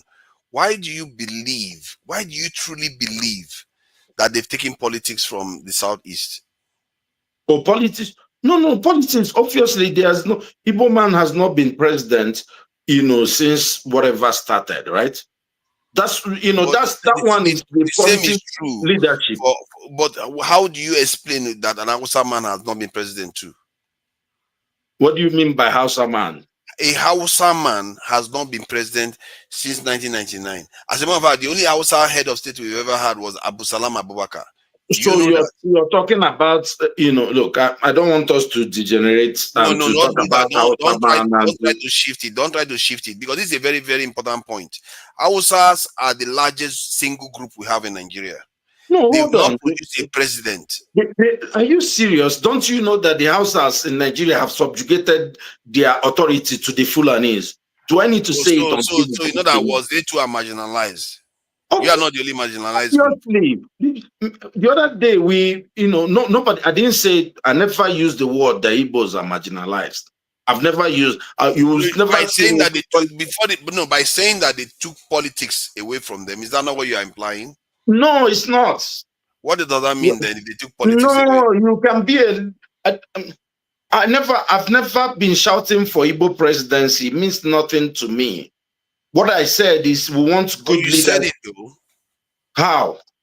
you were the one that raised the statement that they took politics away from the southeast, and then And hold on, then you said there was no Igbo president. So those are two indications that no, you are saying. you're the one bringing, specifically making that point. You see, you're the one dragging the discussion to that point. What I No, but said, you say it. listen, It's your words that I'm using. no, you're not using my word. You can play back the video. What I said specifically is that you cannot marginalize an Igbo man. I said that. Have I not said it? How many times? I said it is not, Oh my you God! know, Because it was said that by Satanism. What is by Satanism, no, Tracy? no, what I It's not said, started by Satanism. don't be don't look. I said it is impossible technically to marginalize an Igbo man. That's what I said. I said, don't pity me. I don't wallow in self pity. An Igbo man is one of the most economically advantaged person in Nigeria. We know that. So why are you? What Igbo man doesn't need presidents to succeed. What we're saying is Nigeria needs good leadership to be able to succeed. And That's a now, different if argument. this was the point you make, I wouldn't be asking any question. If this No, was your that's the main point point, I've been trying to make. The problem is that you're hearing what you've been hearing from maybe other folks, and you think that's what I'm trying to say. Mike, I've been very clear on this point. I but you said, don't hear yourself though. When I said you should have a presidential council system where all regions have pick I their said I own don't believe in leader. that. That Yeah, I want. but What that I is want the is most stable system. no. What I said. What I want is. I've always said that I want a benevolent dictator. I never said in this word. I've always said that I want what I want. I don't want democracy in Nigeria. I want dictatorship. I've Wow. always said it. What I want is a benevolent dictator. Democracy is not for Africa. Can't you see that? Can't you see it doesn't work? You But know, what if democracy is the only thing for Africa? yeah? Maybe So, democracy is the only thing for Africa because Africa is so diverse. well, look, we'll get to that point. We've been in this journey for at least Nigeria has been there since 1904. We've been there over 100 years. It Because hasn't worked yet. we can't afford to fight each other now. And part of the reason why maybe Nigeria is even still together is because they made so much effort to represent everybody. This is why they created so many states. This is why they put all the regions and everything, and also pass into the constitution so that everybody will be able to be represented. Remember, the first time Nigeria was created, they didn't have all these states, and guess what happened after that? It didn't take long. There was big problem. But now that they created so many states, even if the Nigerians don't like it, it's the most stable period that we've ever had. From No, no, no, no. 26, How can you, 26 straight Father, years of no how coup in can you say Nigeria, this is that's the the, longest period. are you a Nigerian? This is Has the there been a most, military coup for hold on. 26 years? No, but military coup only kills maybe 2 or 3 folks. Nigerians are dying in hundreds of thousands every year. Are you? Yes. No. That's This is the not most my point. I'm insecure talking and about unstable Nigeria has been no, since no, no. independence. Actually, in terms of the political process, that's what I'm talking about. In terms of electing leaders, this is the most stable period because often it takes a military coup to remove a leader, or you elect a president and the military man will remove that one. They keep removing each other. 26 straight years of power changing hands in Nigeria, technically, for better or for worse, peacefully that way. It's That has not only something. benefited the West, and Yes, not the people. before it has always been benefiting the West, but the only thing that has changed now is that Nigeria, I believe that the states, the power the states were given has manifested they have interest in keeping the hegemony as it is right now. Well, I They don't thought want to you break liked anything up. my brother. I thought you liked China. You liked Iran. You like what do you like about those countries? It's dictatorship. I like them because they offer alternatives. It's No, for but strategic reasons, yeah, for our own purpose. See, I don't care whether it's a dictatorship we have or a democracy that we have. I personally, I don't care. What I care about is we get out of the existential threat position that we are in right now. Because if we are out of it, I'm not sure I care about all this debate. I have look, other things that I like to talk about. democracy. See, democracy is very expensive. It's riddled with criminality. You know, the only place is even Kwashi working is in the United States. Look at the Arabian brothers there. They have their little dictatorship. It's working out for them. The Rwanda guy is a dictator. He's doing he's having, you know, is Rwanda not benefiting from him? If you get a benevolent dictator that is patriotic, your country will, if Nigeria gets a patriotic dictator that loves his country and is not stealing money and taking it to look at Gaddafi was a dictator. Was he not good for Libya? Yeah, it was good now until he wasn't. So, well, until people said he wasn't. The Gaddafi was always until they removed him now, then he wasn't able to be good anymore. Now that's the problem. Now, you know, Thomas Sankara, was he not a dictator? The guy in Burkina Faso, is he not a dictator? All the AES, are they not dictators? But their people are loving them.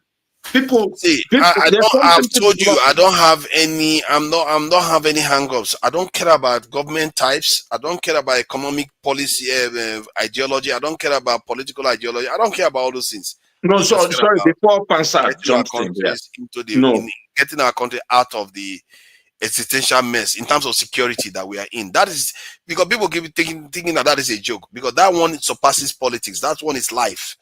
And that's why we shouldn't care whether it's a dictator, democracy. It doesn't matter. Whoever is in there should do the right thing by the people. Okay, let's even go with your what you're requesting. You don't care about what type of government we are. But you just said that we've been more stable, maybe political transition. But Nigeria was safer with dictators. In Abacha's regime, you will have Boko Haram running around. In that time, one week. You have people running around in Sokoto and they say they're ice swap 1 week. So, you know, like it was just nobody's debating. We didn't have Al Qaeda the way we have it now. But Gaddafi had those weapons into the Sahel. Nigeria had so much security. We were exporting security to our ECOWAS brothers. We have so much security. If anything that's happening there is okay, is it just Samuel Doe? Okay, we're coming. Everybody was afraid of us. We never had security. We just had security amongst people like us. That's all. See, Odi, think about it from this point of view. I don't want us to get lost, because hold on now. No, try to open your mind. Oh, my mind is very open. You're the one looking, but go ahead. Look at Iran. When Iran was confronted and they took out their top brasses, that is because, and Iran is relatively more secure than Nigeria. That is because they are encountering first world conflicts. And the security that you claim we have, the people we are dealing with are midgets like us. How can you consider us secure when it comes to that level? And that's why I don't consider us secure. If you want to compare us to West African countries, yes, we are secure. But compared to in the world, no. We are some of the weakest nation one of the weakest in the world. So, Pansat. No, let me land then. I'll give it over to Pansat. Look, what you're saying essentially is suicidal. See, all you've been advocating is let's go and grab some nuclear bomb, grab one thing so that we will not be secure. Everybody will be afraid of us. Iran has done everything you asked them to do. It took only 12 days for them to kill all their top military brass. They just didn't want to kill the Ayatollah because they didn't want to have the fallout of what they didn't know. Everybody was scared because of what has happened with Iraq. And they said, let's just leave this once. They have flogged them into submission. One boy was here today saying, Hamas has not lost. Hezbollah has not lost. This one, that one. I was like, what are we even doing here? You're asking us, you believe that secure Nigeria is a Nigeria with nuclear bomb. No. What we need is, I'll give you assignment. Go and read about the Ottoman Empire. Why the Ottoman Empire? It was economic. But hold on, Odi. Does Iran have nuclear weapon? Iran does not have nuclear weapon from what they say. Because that's why they were attacked. Do you now let me ask you a second question. Do you think if they had nuclear weapon, they would be attacked? We are not sure. They may have. Let me tell you something. Look, the way Israel is. Let me tell you the way you see. This. I really don't want to short pants out too much, but let me tell you something. All these people forget that when the West was supporting Iraq to fight Iran, Israel was the only support they had from a serious country in their war against Iraq. America was on Iraq's side. Israel was supporting Iran during that So, war. two And this allies, Ayatollah and his two friends allies were were there. Hold supporting on two now. sides to fight Hold on. against each other. Hold on now. You Hold don't on. see the diabolic behavior. Let me tell you, the way Israel sees Iran now, the way Israel is, if they have one nuclear warhead, or 5, Israel probably has 2,000. I'll tell you, if Israel has to use it to destroy Iran from their own 2 nuclear war, they will do it. I'm telling you, these people have PTSD about being cleared out of this Sorry, earth. you are saying that Israel will nuke Iran if Iran has nuclear weapons. If they have to do it to stop them from having anyone, So if they have one, they will nuke it to get you it know from that here. if Israel nukes Iran and Iran nukes Israel, Israel is gone.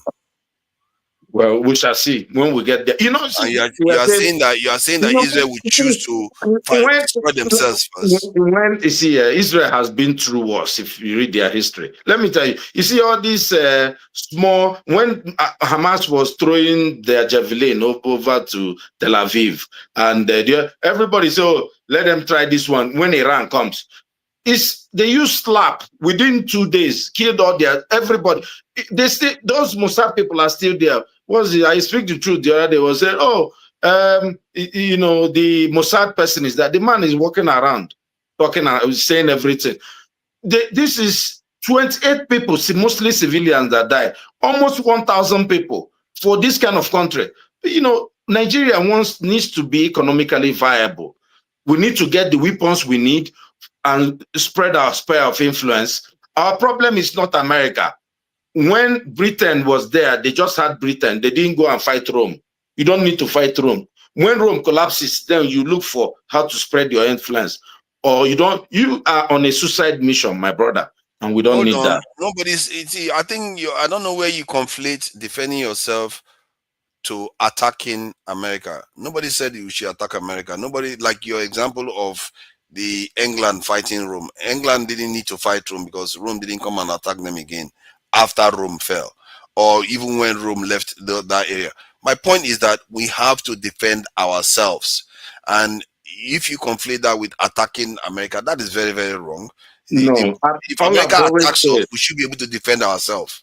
I've That always is said that I would rather be, okay, let me even use, I'd rather be Singapore than be North Korea.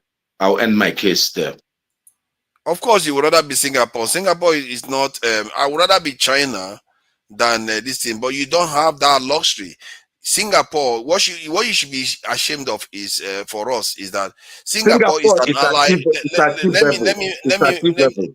Let me finish the point. Singapore is an ally of the West right now. Japan is an ally of the West. Yeah, they are all doing well. Why are we not doing well?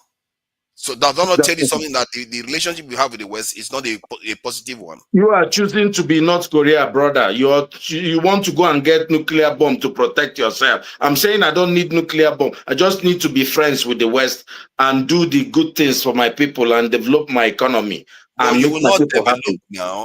Has that not proven to you? They've already proven to you that they don't care about your Are you not development. even listening to our discussion? You see, your mind is so set and rigid that you can't even. We've been talking about how to develop I our just Nigeria. answered you. It's like you don't even hear yourself. Your words were you just want to develop your people. It doesn't have anything to do with the West. And I'm telling you, the West that you are saying you want to develop your people with, they don't care about developing the people right now. No, 60 we've years you've been talked doing about, it. of course, we talked about why our people are not developing. We mentioned Tinubu, what he needs to do with Innocent. We mentioned Tinubu, what he needs to stop doing with Chaguri. We talked about the ostracization of the important assets. Nigeria has the technical know-how. The best of us are getting the best jobs in Washington. So They can't get that same your job in conclusion Sokoto. is that there's something wrong with us as a No, people. I didn't say As there's country. something wrong No, with Nigerian leadership.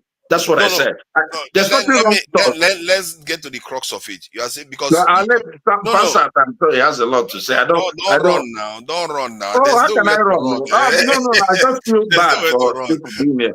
So Me, hold go on ahead. now. Hold on. If There's Pansat, if you something. don't mind, then. Calm down now, because you are saying that in a way. That's what you are saying in a roundabout way. It's Because just if you look at forefathers if trying to be disrespectful. calm Like, down, please, calm down, please. out of the I you just want to get to the want to be point. disrespectful or Pansat, have please. chaos on Give me the 1 minute. Give platform. me 1 minute. Give me 1 minute.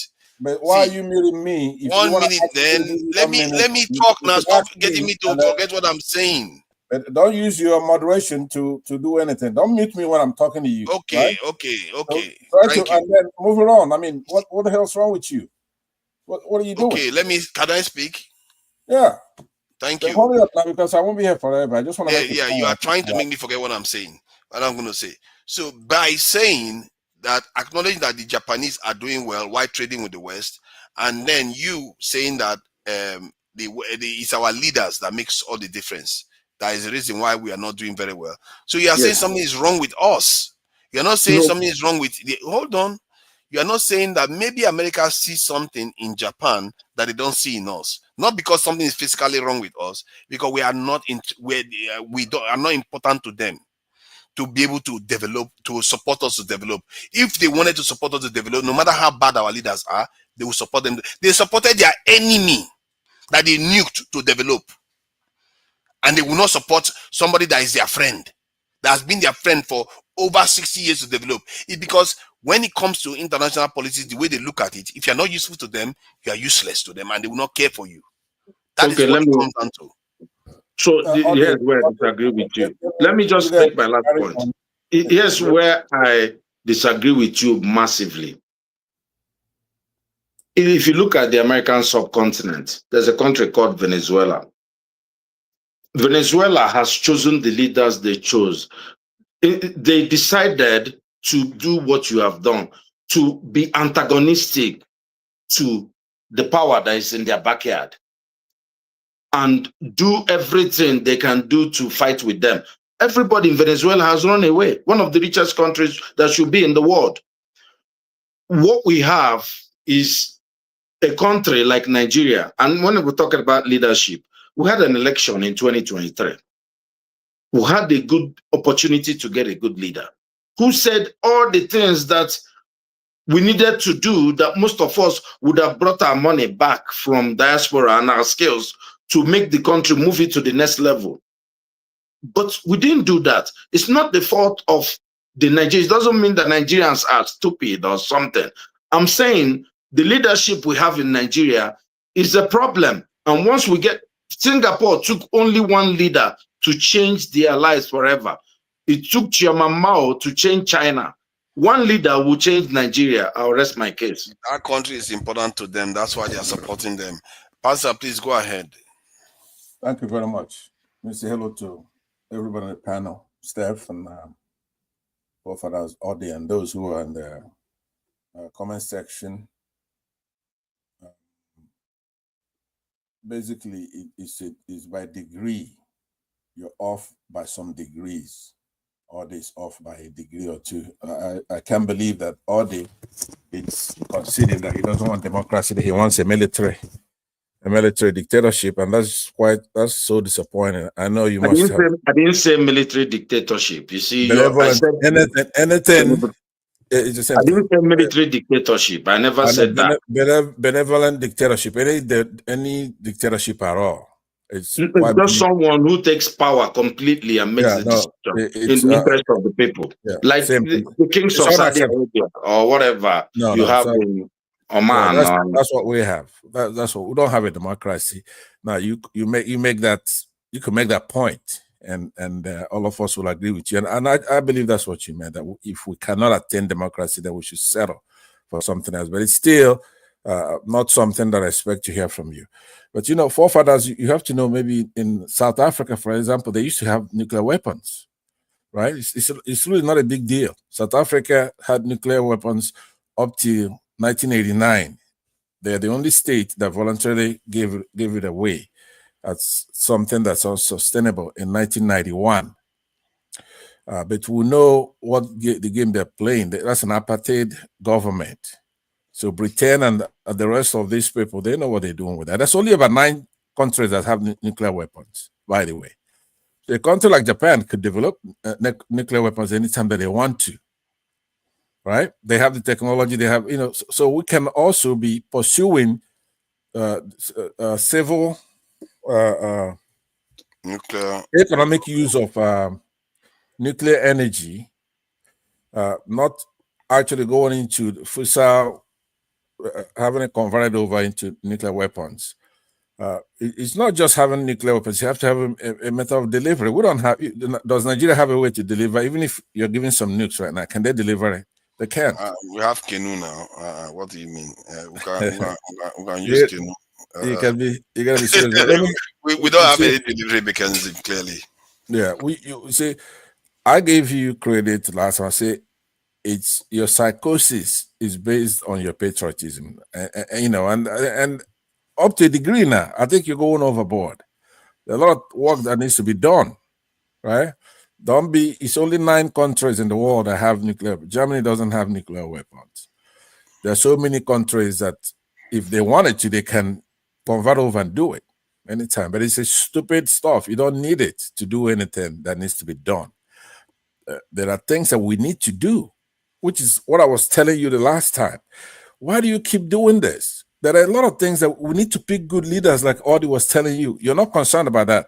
But there's a nexus between having a good leadership in the country and almost anything else, including security. You cannot have security when you have idiots that we have both in the Asarok and the Senate. All these are corruptible people.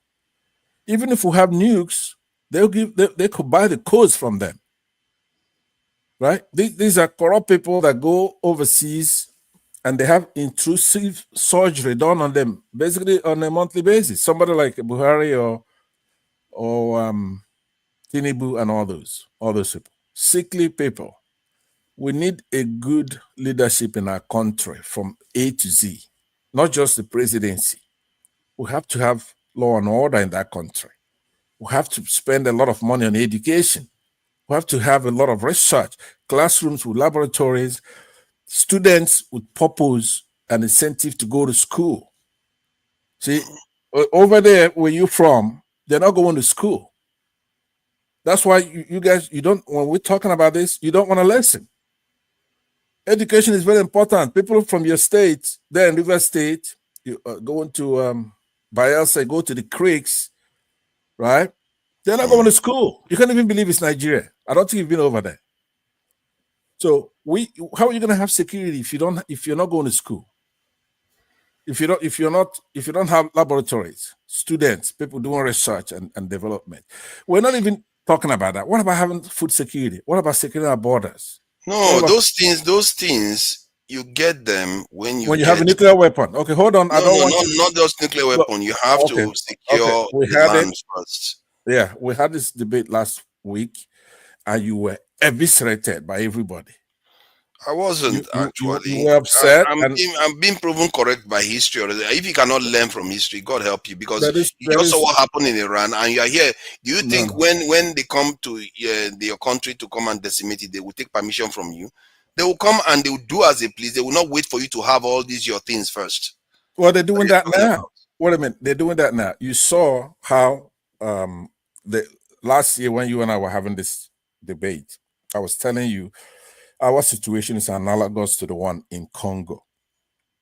And what the UN had plotted for us is analogous to what they have in Rwanda. You notice that eventually those two merged, where Rwanda was trying to take over a lot of stuff from Congo because of all mineral resources there. The Hutus are like the Yorubas and the Igbos, right? And the Tutsis are like the Fulanis. So at some point the Hutus had enough in Rwanda that they went ahead and tried to stop those Tutsis from taking over their country. So Bill Clinton and Americans considered it to be genocide. So because those people, they said, if you're over 6 foot tall and your nose is straight, we're gonna take care of you. And they did that, and they called it genocide. So they came and actually took over Rwanda, UN, and gave it to the Tutsis. So now they're encroaching into Congo. So make a long story short, a day or two ago, Trump was able to bring them to the White House to sign a deal, but Congo had to sign away their mineral resources to the United States. Now, I like it because at least there won't be that much killing and stuff like that, right? The US is a more humane operator than the British and the Germans and those people. They slaughtering these people like crazy. So the only thing that's gonna save them now, so as people who don't even want the, they don't want the mineral resources. There are people like that in Congo. Just take this thing and get the hell out of here. Like we Biafrans say, take that oil. It's a cost to us. We want to go to school. We want to have engineers. We want to have doctors, lawyers, artists, actors, whatever, rather than having this oil. From our calculation, it's about $20-something billion. And we could make that kind of money just selling stockfish or whatever it is we want to sell. So, make a long story short, education is what you should be emphasizing to your people. It's like you see what I hear you saying. Yeah. When I was growing up, I've heard people say what you are saying over and over again, like over your generation especially. They won't stop talking about it. We have the highest concentration of professors in Africa, in Nigeria. We've had enough education. We don't implement anything to protect what we have. That's why we are losing it. All the other nations that have it, you can say it a million times all you want. Explain to me why other people that have security have those things, why we don't. Okay. You can't rely on other people to protect you. You have to protect yourself.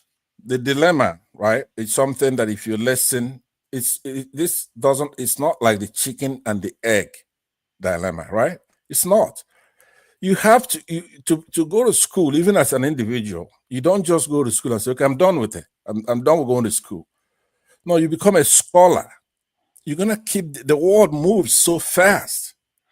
The revolution does that apply to this situation. That's what I'm saying. When it comes to when you're talking about education in the generic sense that we're using the word, it means that if Americans, for example, who could have students even in high school who could develop energy without us having to go through what Oyibo went through, which is to drag cables and stuff like that with fossil fuel. What are you talking about? Somebody is a good student could go to that Sahara Desert, figure a way, because you have so much energy being poured out by the sun every day. But Oyibo didn't know that 200 years ago. So if in order for you to do research and development, you don't have to follow their footsteps.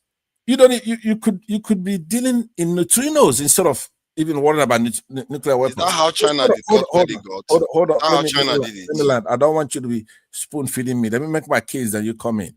I'm trying to say to you. No, I don't want you to waste time because you're just going to keep talking about all these things that are irrelevant to the point we are making. You are saying that which one comes, because it's back to the same conversation we were having last weekend. Which one comes first? I say you can have your conversations, but approach your national security as a matter of survival. The way we are approaching it right now is why we never succeed. We keep thinking that it's something that is let me hold on. It's my turn. And Steph has to come after me. What I'm saying is that I just have to refer you to the last session, right? That your trick of having an endless discussion on things that are settled. We don't have a dilemma, like I said. No, let me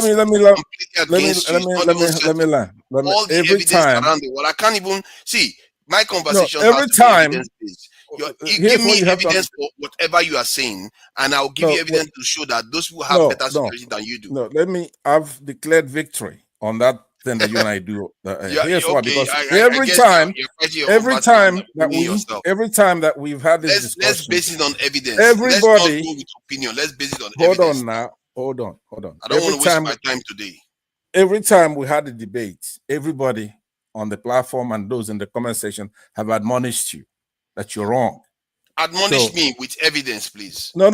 Listen to me. I've said to you that when it comes to security, you have to have a lot of things before the actual security. In essence, it's not just having manpower, right? So even when you cite examples of wars going on right now, for example, Iran, it will take Nigeria 50 years to attain the kind of technology, indigenous technology, and manpower that the Iranian guards have.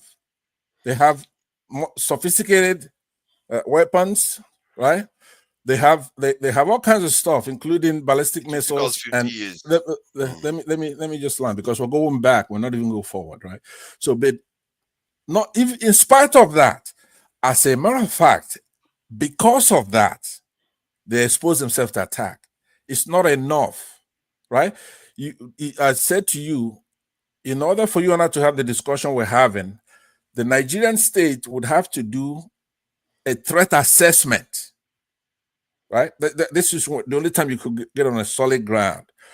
If a threat assessment is done, and we find out that unity is our problem, leadership is one of the things that could cause the state to fracture or disintegrate, right? Those kind of things. If instead of Oyibos attacking us, they may say, "Hey, look, in the next 100 years, we're never going to be attacked by America or whatever, because we don't have the kind of resources that they really lack.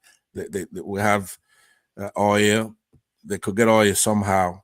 We don't have anything that they really want to attack us for. So they could move back the American or Oyibo threat backwards. The other things you're talking about are things that a good leader can give us that we can get right now. For example, securing our borders. A good leader can get the border secure with the troops we have. It's just No, you can't. no. Let me learn now. It's just the will. Okay, you have to calculate. Are they willing to do so? If they're willing to do so, of course they can. What do you mean? We have in your count we have 200,000 soldiers, right? So Yeah, if you securing our include the borders, paramilitary. paramilitary. If you include the paramilitary, if you go only with the actual military, it's about 150,000 or so. They could secure our borders, right? Nigeria is not such a big Who is going to geographic. secure Lagos? Who is going to secure Port Harcourt? Who is going to secure Abuja? Okay, Who is going to secure that's Kano? If you all of them at the border. listen to what I'm saying. The person could say, you know what? We're gonna need state policing. We're gonna have to divulge. We're gonna have to give some power to security guards. Like here in the United States, even some big military industrial complexes are secured by security officers because it's so expensive to have actual police to secure such. Even nuclear sites could be secured by security guard. Campuses, you have campus police, you have county police, sheriffs, right? You have city police. So it's something a good leader would bring in the expert. You're not an expert. You have not laid a foundation. You don't know what our threats are. Is Ghana gonna be attacking us? But it also defeats. Let me just say this, and I'll let others. I see that Eccentric and others have come in here. Let me say this to you, and you're beginning to embarrass us on this platform because you are like somebody who's walking around soliloquizing security like a madman. We have to do a threat assessment. If, for example, like the mistake you made last week, I asked you a question, but you wouldn't answer it. If what you are measuring strength by is the number of soldiers, now who is our neighborhood in our hood or the neck of the woods that could attack us? We have the biggest military. Pastor, I have a question. Yeah. When you answer that, can you answer what the SWOT for Nigeria is? SWOT, because you mentioned threats. No, What about don't do that, please. No, that's for him. That's for him. No, you shouldn't be asking. For me. You shouldn't be asking questions like that. Okay. When is your turn? When is your turn? You can ask me. Don't do that. It's going to create confusion. So to land it, all I'm saying, but I need you to answer this for me right now. If the whole thing to measure strength is the number of the military, who do we have to threaten us with their numbers? what do we have? You know about Egypt? That's just around the corner. Do you know about the Boko Haram that is in the country? That you have to be everywhere to make sure that they don't take advantage How of many the are they? spaces. How many are Boko Haram?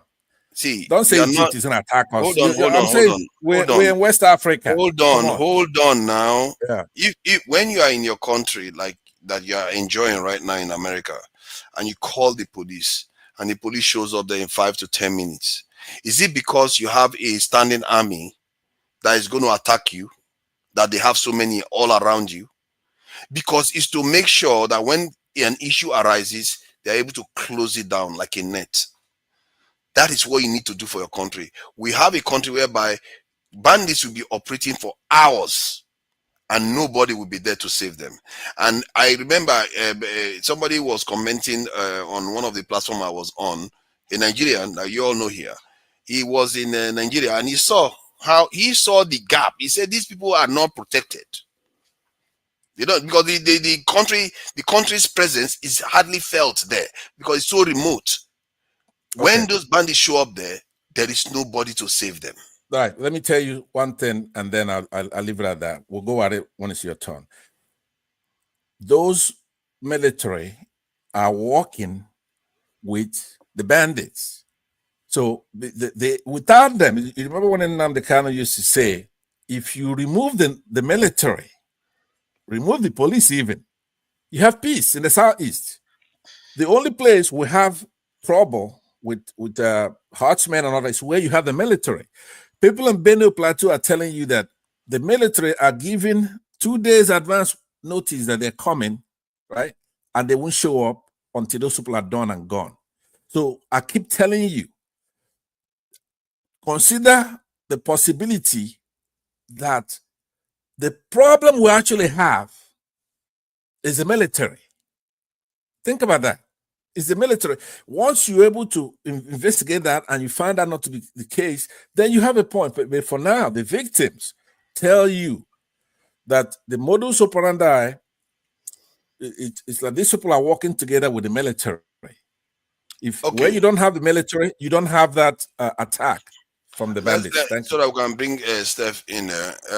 See, if you are trying to argue that there are actors in the military that are also part of the crime wave or terrorist actions that you are seeing in Nigeria, clearly there are, because there are people that are working with foreigners, foreign entities to also sabotage the outlying villages so that they can drive the people away from there, and they exploit their natural resources. We know that is what is going on in Nigeria too. It's not only extremism or herdsmen wanting to grab land. There's also an element of, in short, that one is the biggest driver. An element of stealing natural resources from the localities. In the end, the way you deal with the problem is the way you deal with the problem that somebody dealt with the problem in the country that you are in. Other men dealt with that problem in the country you are in, and we need to do it for our own people too. That is the argument that I've been putting forward. You all see that argument. You don't have an argument from me on that. That particular point you just made is salient and it's part of the mix. What you keep doing is to go ahead trying to fight Uyibo, for example, right?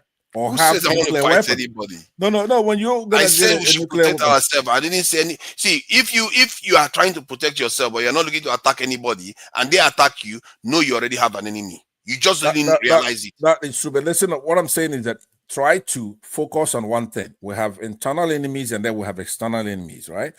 Now, without having done any threat assessment, let's just assume that by naming off the ones that we see today, including the herdsmen attacks, right?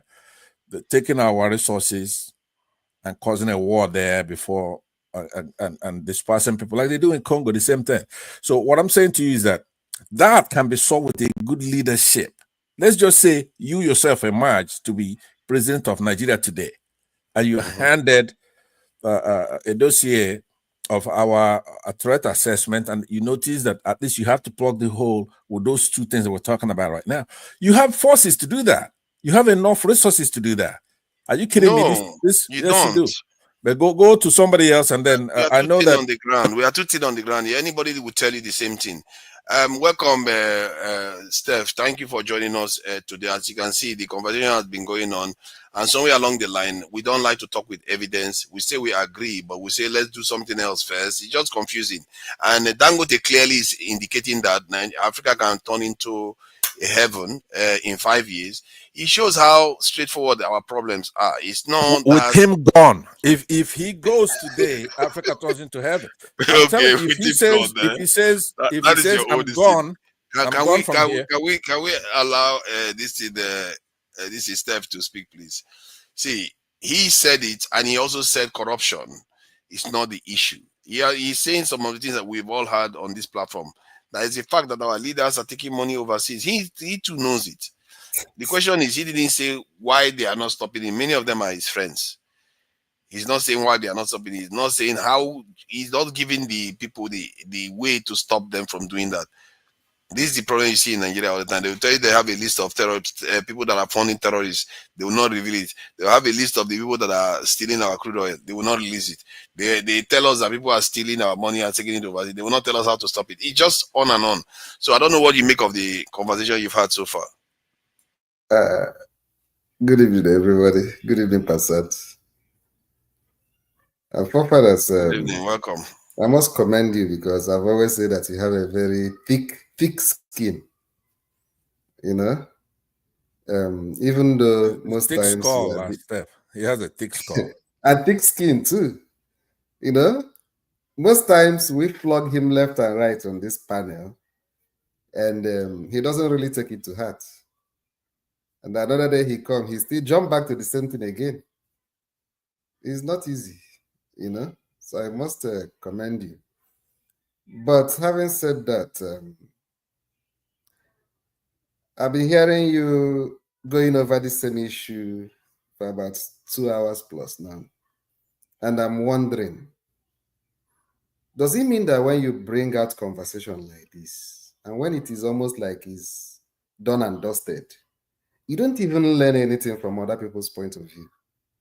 Even when we learn from you as well, as in for us to have a common ground. And another day you bring up the same topic, you still maintain the same position, 100%. Now, you are so carried away with what Dangote said. Dangote told you corruption is not a problem, and he said yes. Do you know why Dangote told you that corruption is not a problem? I know why, because I already reached the same conclusion myself. Why? Because the fact that the money is leaving the continent is where the bleeding is happening. It's not the fact that corruption is happening. I've seen corruption in the UK, and we all know corruption that is happening in America. It's not damaging them. Okay, let me tell you the reason why he said it. Because he's a beneficiary of the corruption. That too could be it, but it's a fact of all nations. Today, no. It's today the first time you're hearing that. So sorry, Steph. Sorry, Steph. Both of us discussed this exact thing. I said this exact thing. I said he is a beneficiary of this corruption. You agree, but you forgot again.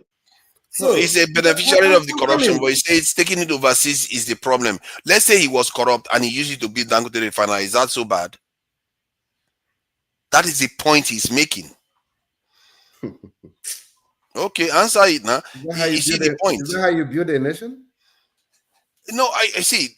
All nations are like that. Are you not in a country that is corrupt? Are you telling me that country is not corrupt? You can.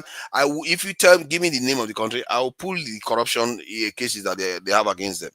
It's all nations are corrupt. It's where you take the money to, because if you spend money in that country, the corrupt practices will be self-healing, because the money goes to a carpenter, goes to a driver, goes to a doctor. Where do you draw the line, forefathers? Okay, where you draw the line is when corrupt practices have gotten to a point whereby the state becomes dysfunctional, whereby like you go to a hospital. Nigeria is not dysfunctional now. No, Nigeria is dysfunctional, but he's saying that his point is that if the money was not leaving the country, it would be self-healing. Let's say one corrupt practice, let's say 10% is corruption, but the money is not leaving the country. The 90% that you pay that money to will help heal the economy again. But if you take that money overseas, that 90% don't get that money anymore. They are starved of the resources. And then you've already created also a bad this thing culture of stealing resources. So it's double whammy. You create a bad culture and the money leaves goes overseas. But if the money remains in Nigeria, the economy spins. People they will use that money to pay school fees, pay for doctor, pay for all kinds of different things. The country heals itself. It doesn't mean the corrupt practice is right. I think it's hard. I think it's hard somebody like me agreeing with you sometimes because I don't even understand what you stand for. If you are here justifying what you heard from Dangote today, of every other person, the person you heard it from, you are here justifying it. It brings me to what somebody once told me, that Nigerians knows how to, sympathize and patronize the oppressors. So you are justifying it. No, even if any other person said it, you are just that because Dangote said it, you agree with him. Do you want us to go Still to the I'm coming. Still all the money. So Mm-hmm. far you invested it in the country. It's okay. Still the country dry.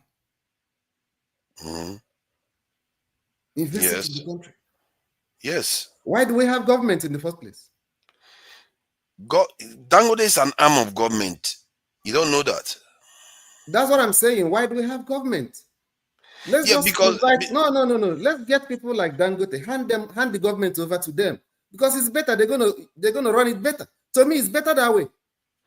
The moment you make them a government, then they start running badly. That's the problem. Oh. That's how capitalist systems work. Capitalist system creates titans of industry, and they go on to create this thing. That's why I asked you, where do you draw the limit? So if it is okay, it's sanctioned. In terms of corruption, the limit of corruption. So anybody who is in government now should steal as much as he can, leave. Whether you're a councillor, a chairman, or whatever, just keep stealing. So no. I think you can. The limit is when it becomes one. If you are caught stealing, you get punished. One, and secondly, if it gets to a point whereby you see a situation whereby even a doctor is being corrupt, they have to be punished. You see what I mean? Why? Because of the corrupt practices and people. Problem. No, but you said it's not the problem. No, that okay. The corrupt. So hold on. When he said corruption, he's talking about the money that is stolen. The money that is stolen, that is taken overseas. That if it is invested in Nigeria, the damage is not going to be as bad, because that is how the West do it. But if you take the money outside the country, that's where the problem is. Personally, I have reached that conclusion a long time ago, because anybody that knows about it, if you check online and they will do the simulation for you, you see that is how it works. No system is perfect, but your job is to try to reduce corruption. When we say no system is perfect, it doesn't apply to Nigerian situation. Nigerian situation is pathetic. When you say no system is perfect, is when you see these countries that, like you said earlier, whenever somebody is caught in corruption practice or accused of corruption, he faces the law. If he's innocent, if I ask he goes scot-free. If I ask once you are accused, you understand, everybody is a thief. But once your own is out, you understand? What if I ask you to face the law? Let me ask you now. In 1980, was Nigeria as corrupt then as we are today?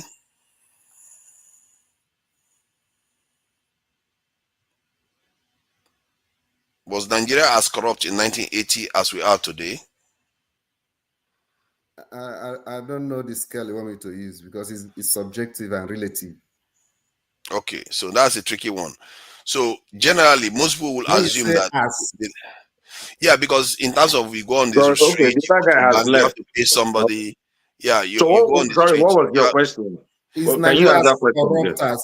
Of course, it's not. Was Nigeria as corrupt in 1980 as it is today? Nigeria was corrupt in 1980. I think it's the same thing. I think it's just the same. I don't think you can say it was more. It's same corruption. These guys, it's just that people are more digitalized. People have more ways of putting things away. You know, You mean our teachers were sleeping with their students, and there were a lot of expos, and doctors taking bribes, gouging our healthcare system. Come on, man. We all Nigeria know. wasn't as corrupt as it was before. Exactly. So it's clear that it was far less corrupt. It was What far the less point corrupt. the point I was trying to make is that the system is decaying, but that same thing doesn't happen in other countries because their money is not floating to overseas territory. It's remaining within their ecosystem. Ours, the reason I why thought ours you is not said healing the is reason because it's is going because overseas. I thought you said the reason is because in the other climes they don't steal with impunity. Yeah, but we were not dealing with impunity in 1980. And that's what I'm saying. That is that presently the you difference know. between us, the Sorry, can difference I between jump in? us and the you other know, clan is that in Nigeria presently we'll steal with impunity. Unlike the other clan, there's still corruption, but it's not with impunity. The point I I'm think trying to make. I'm gonna hold on. I have a different view. You know, when you read about our post-colonial, our leaders, they were just as corrupt as these guys. You know, go and read about why they did that 1966 coup. It was the same thing. You know, go and read Man of the People. Have you read it?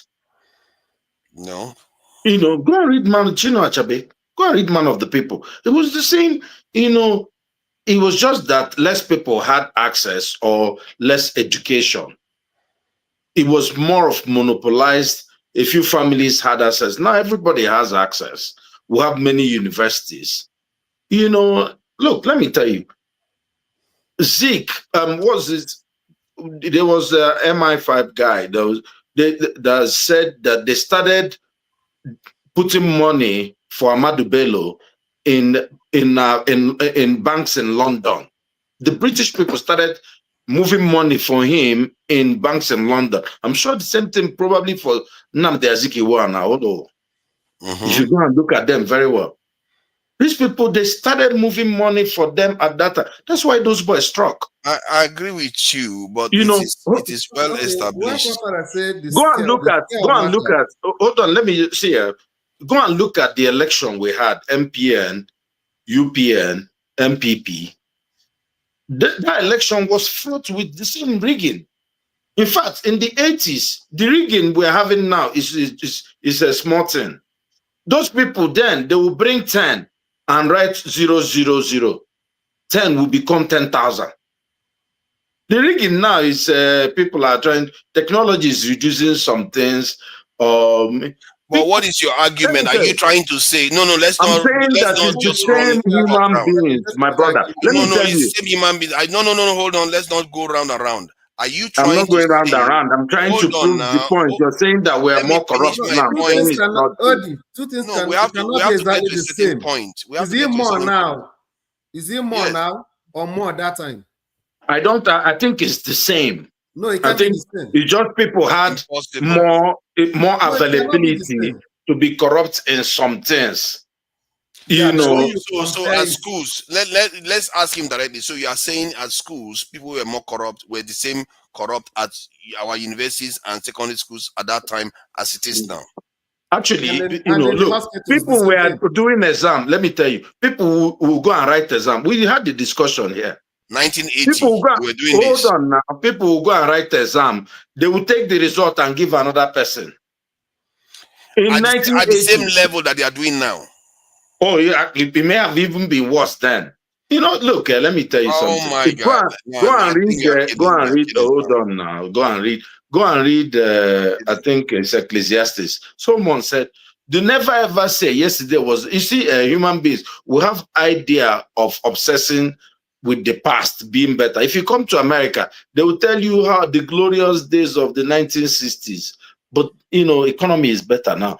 People are living much better lifestyle and all that. It was in the 1980s. Let me tell you, I told you when I finished my primary school, I went to write the gifted children exam in Abuja.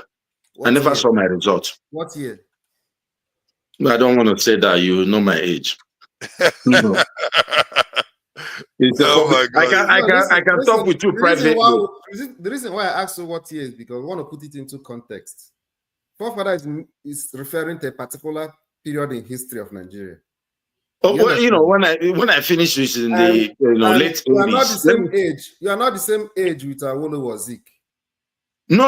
I'm saying this one happened. Look, I'm telling you, So what you are saying, this happened in now the is almost 80s. like the phase that we are comparing the past to.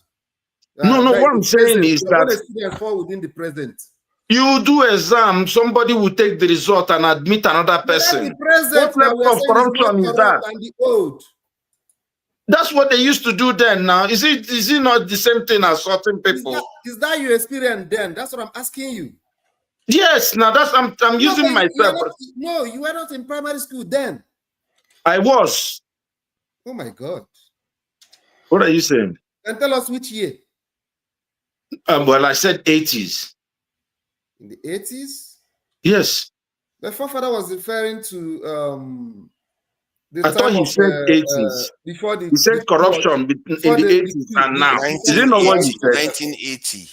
Well, 80 Specifically. now. I can't be Not 80. I can't. 80s, No, forefather 1980. was talking about before 70s.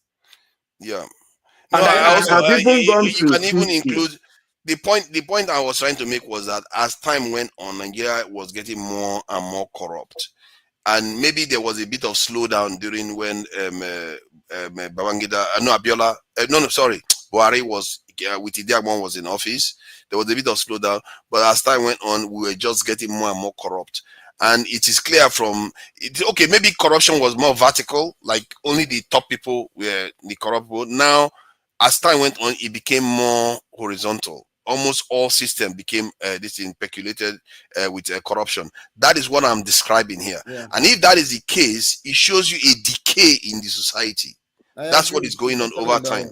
And the reason why that decay is never healed is because our resources were leaving the country. And that is the point Dangote was trying to make, that if our resources were not leaving the country, some of that money will help heal the system. And that is why other people, even if they are just as corrupt, at first they were even as corrupt as we were in the 70s, but they never seem to cross that threshold because I don't think the system seems to circle around and just remain the same. I think you're missing the point of what Look Dangote at was that. You saying. say I'm making sense now. Suddenly they are beginning to see it. You see, why does it take so long for people to catch what I'm trying to say? No, trust me, if you highlight many things they've said about you there, you would have gone to sleep. I think you are just trying to get score You one got point. me there now. You know, of course, I have to get you The because insult I get from these 95% people, negative against you. I You know, have to choose one positive one. Now. They keep giving me yeah, insults. that's fair enough. You know, of course. Look, you do a great job, and look, I tend to come to this live when you're there. It's not like I think I'm, you know, I almost non-agreeable with you, you know, because and many times I come in is to give a different opinion, you Yeah. know, because whenever you go in with some of the guys, you know, you guys are just in cahoots, AY, you all in agreement. Usually I want to say, no. So let's say there's somebody from Mars that is watching this to say, no. These guys they don't agree. You know, there are people who believe different things. And that's why I come in and I spend time, you know, because I just, you know, let me tell you, in the 60s, and I said this before, in the 60s, these guys were moving money abroad, though. Or you both taught them how to steal.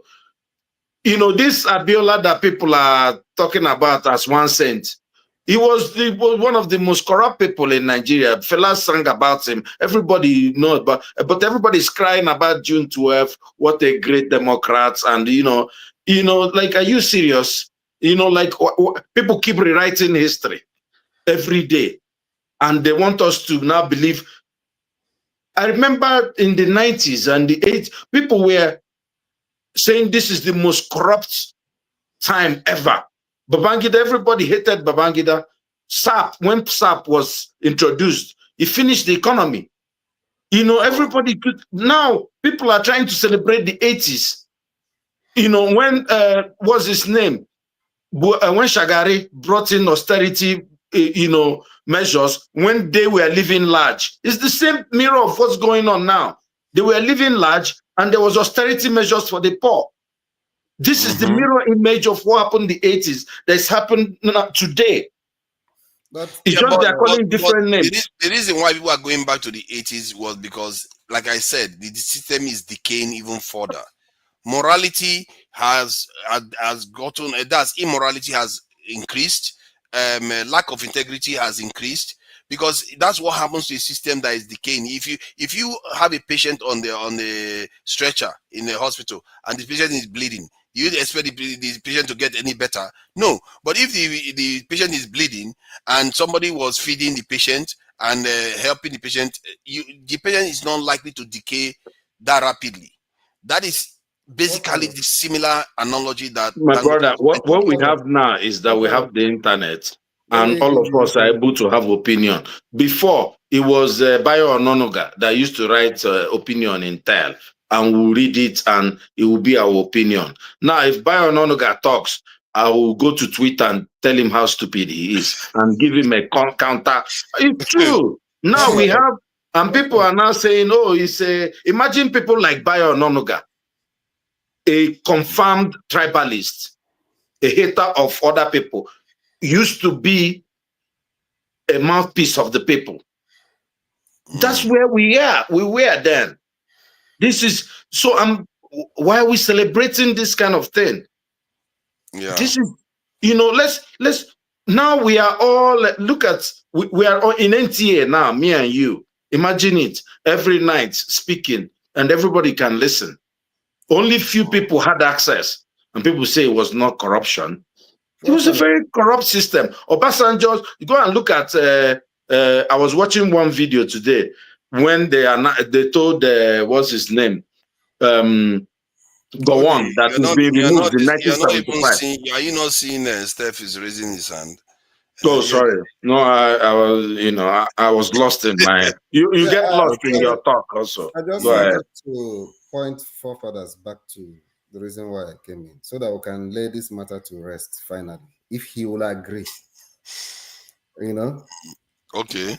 You are putting did they say the cart before the horse? Yeah.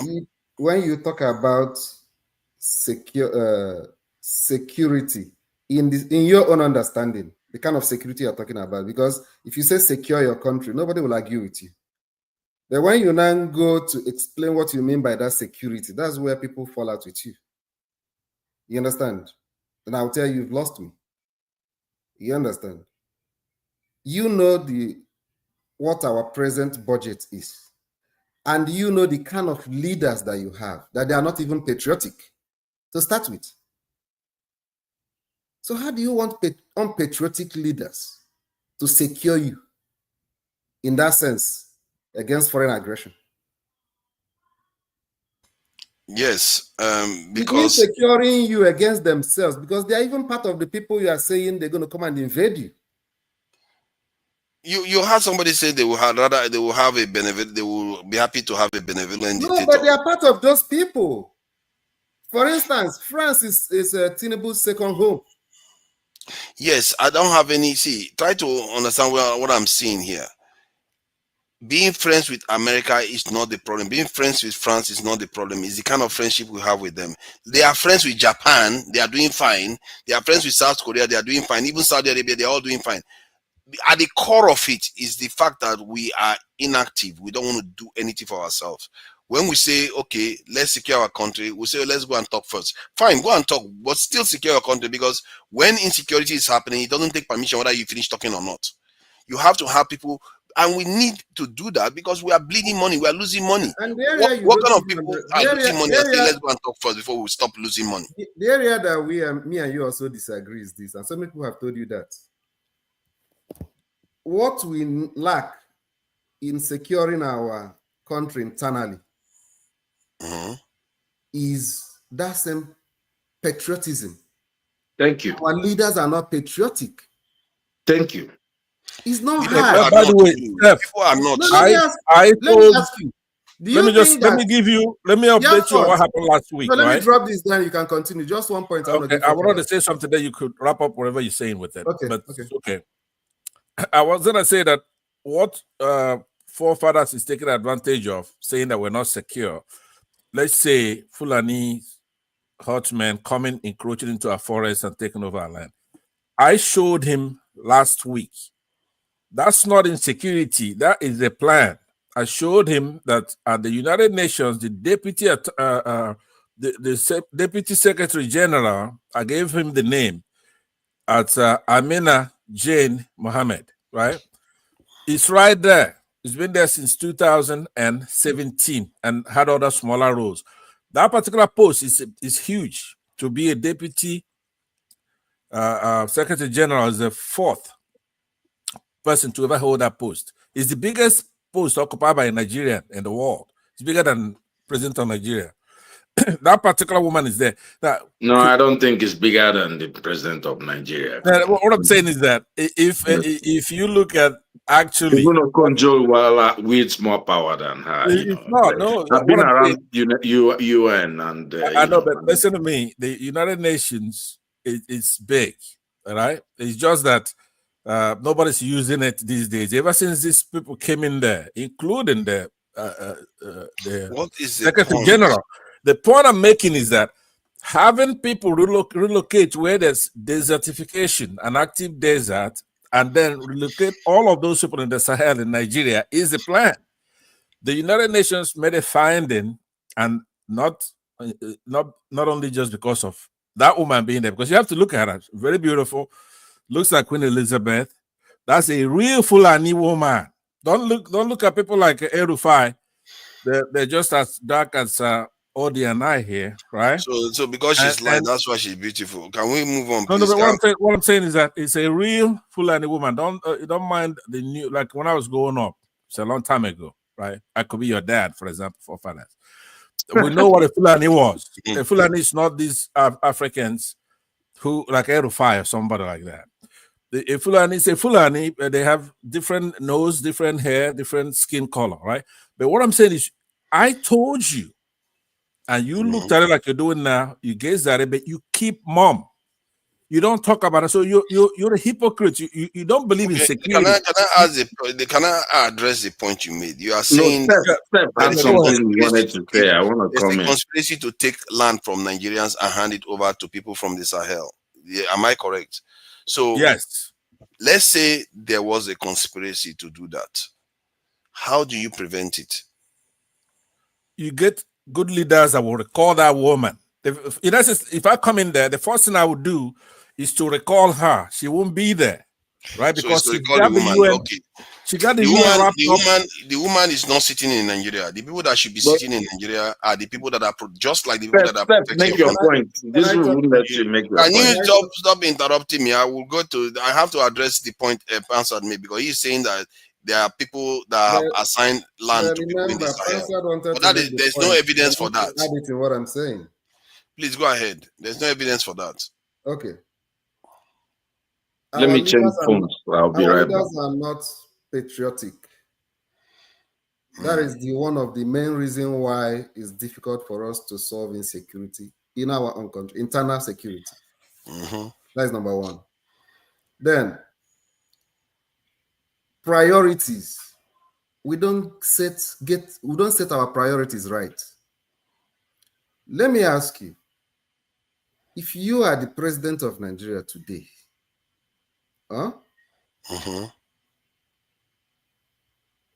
how much you are using to build the Lagos Calabar Coastal Road, which is an important project. Don't get me wrong. You understand? But in terms of priority, because security is an existential problem. I'm not talking about building nuclear bombs. Yes. If you are the president, considering the level of insecurity in the country, will you spend, is it 11 trillion to build that road, or will you commit it to securing the country? Of course, I will secure the country first. The effort that this administration is making towards re-election in 2027, if they put the same, not more than, the same amount of effort in arresting the insecurity in the country, do you think they will make more reasonable progress? They will make far more progress if they secure the country, because the country is bleeding up to $50 billion in GDP every year. If you can save that money, yes, the people will feel it in the economy, and you might be able to even save enough money to even build the coastal highway without borrowing as much. So yes, it's security investment is probably the best investment you can make in Nigeria right now, especially in manpower. But do you see them doing that? They don't do that, and that they promised it too. This is another thing. They actually promised it in their manifesto. All the presidential candidates to tell you that they know. Yeah, they're not stupid. They know the problem. They are not doing it because they are not patriotic. That's the main thing I'm trying. That's the word I keep hammering on. That's been my hope, Steph. But I'm not arguing. I'm not. My argument is not about the character of the leaders. Steph, my argument is my argument is on the merit of securing the country based on manpower. Steph, I have to charge you. Why I'm laying this foundation is because you cannot build something on nothing.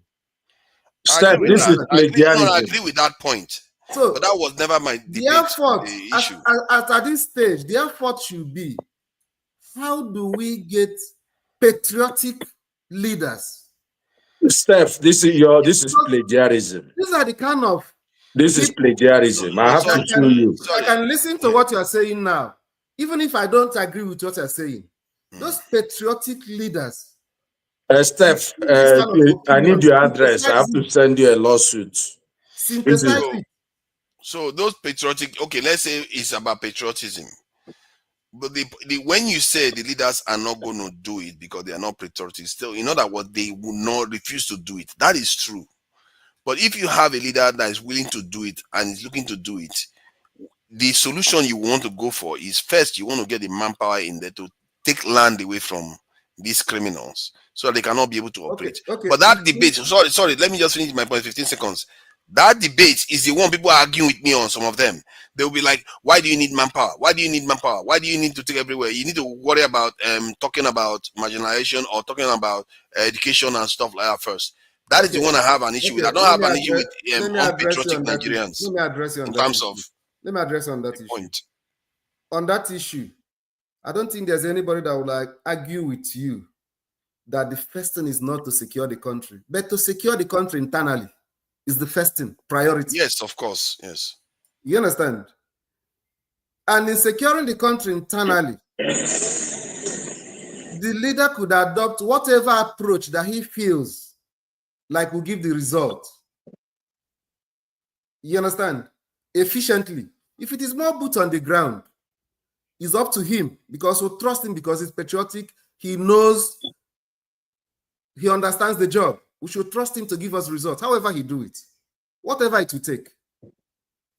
But if you ask me, being fair doesn't mean that I get to be cheated on this thing. I have to also talk. If you ask me, it looks like being fair means 5 minutes.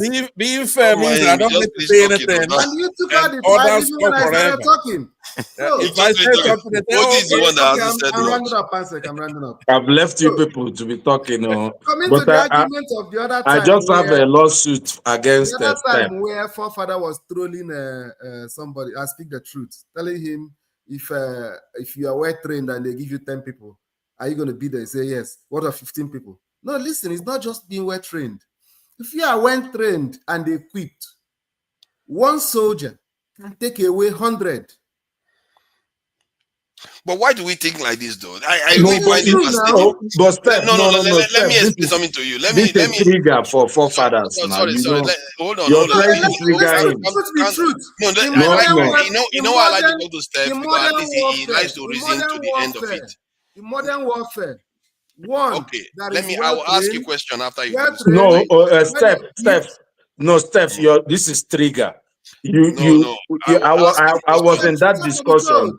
Let me ask Steph now. Let me ask Steph the question. So you said that gun will be able to kill multiple people. In other words, gun is not gun. Listen. Okay, drones, whatever you want to call it. Listen. My argument is that if I am in charge, Nigeria don't have an external threat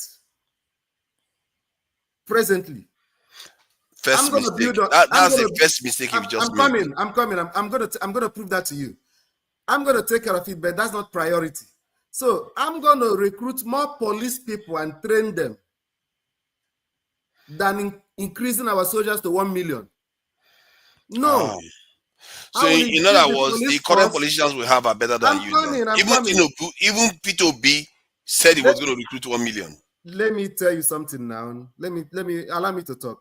I'm going to recruit more police, train them to help me in achieving that objective of internal security. For the issue of increasing the number of our soldiers, that's going to come in phases. But if you look at countries like Singapore and the rest of the Asian tigers, it was the right leadership that transformed their economy. Not because I don't think the Singapore have had any, maybe just like, I don't think they have built a nuclear weapon or have competing with US in terms of jet fighters and the rest of them. They don't need to compete with the US because they are not at that level. So if you don't have that kind of external aggression that is going to require that kind of combating with the world powers, why would you invest that kind of money?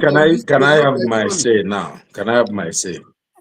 Okay, please go ahead. I'll come after. I wanted to ask him a question. Hold on, let me ask him that question. You should go after me. That was about that first multiplier. I wanted to deal with that first multiplier question that he asked. It's unfair the way about technology. That's a trigger for paparazzi. Do you believe that? What do you think about? Okay, if you have one technology that is going to help you accomplish a security challenge efficiently, do you understand that if you have two of that technology, two people carrying that same technology will accomplish it faster? 2, 3, 4. So you see, in reality, numbers matters even with technology. When you get to that level, but because we're talking about internal security, and we're talking about military and internal security. There is already insecurity all around Nigeria. Yes. And you are waiting for, and if you look at all our neighbors. When you engage when you have the right strategy, you don't need to double your military to take care of it.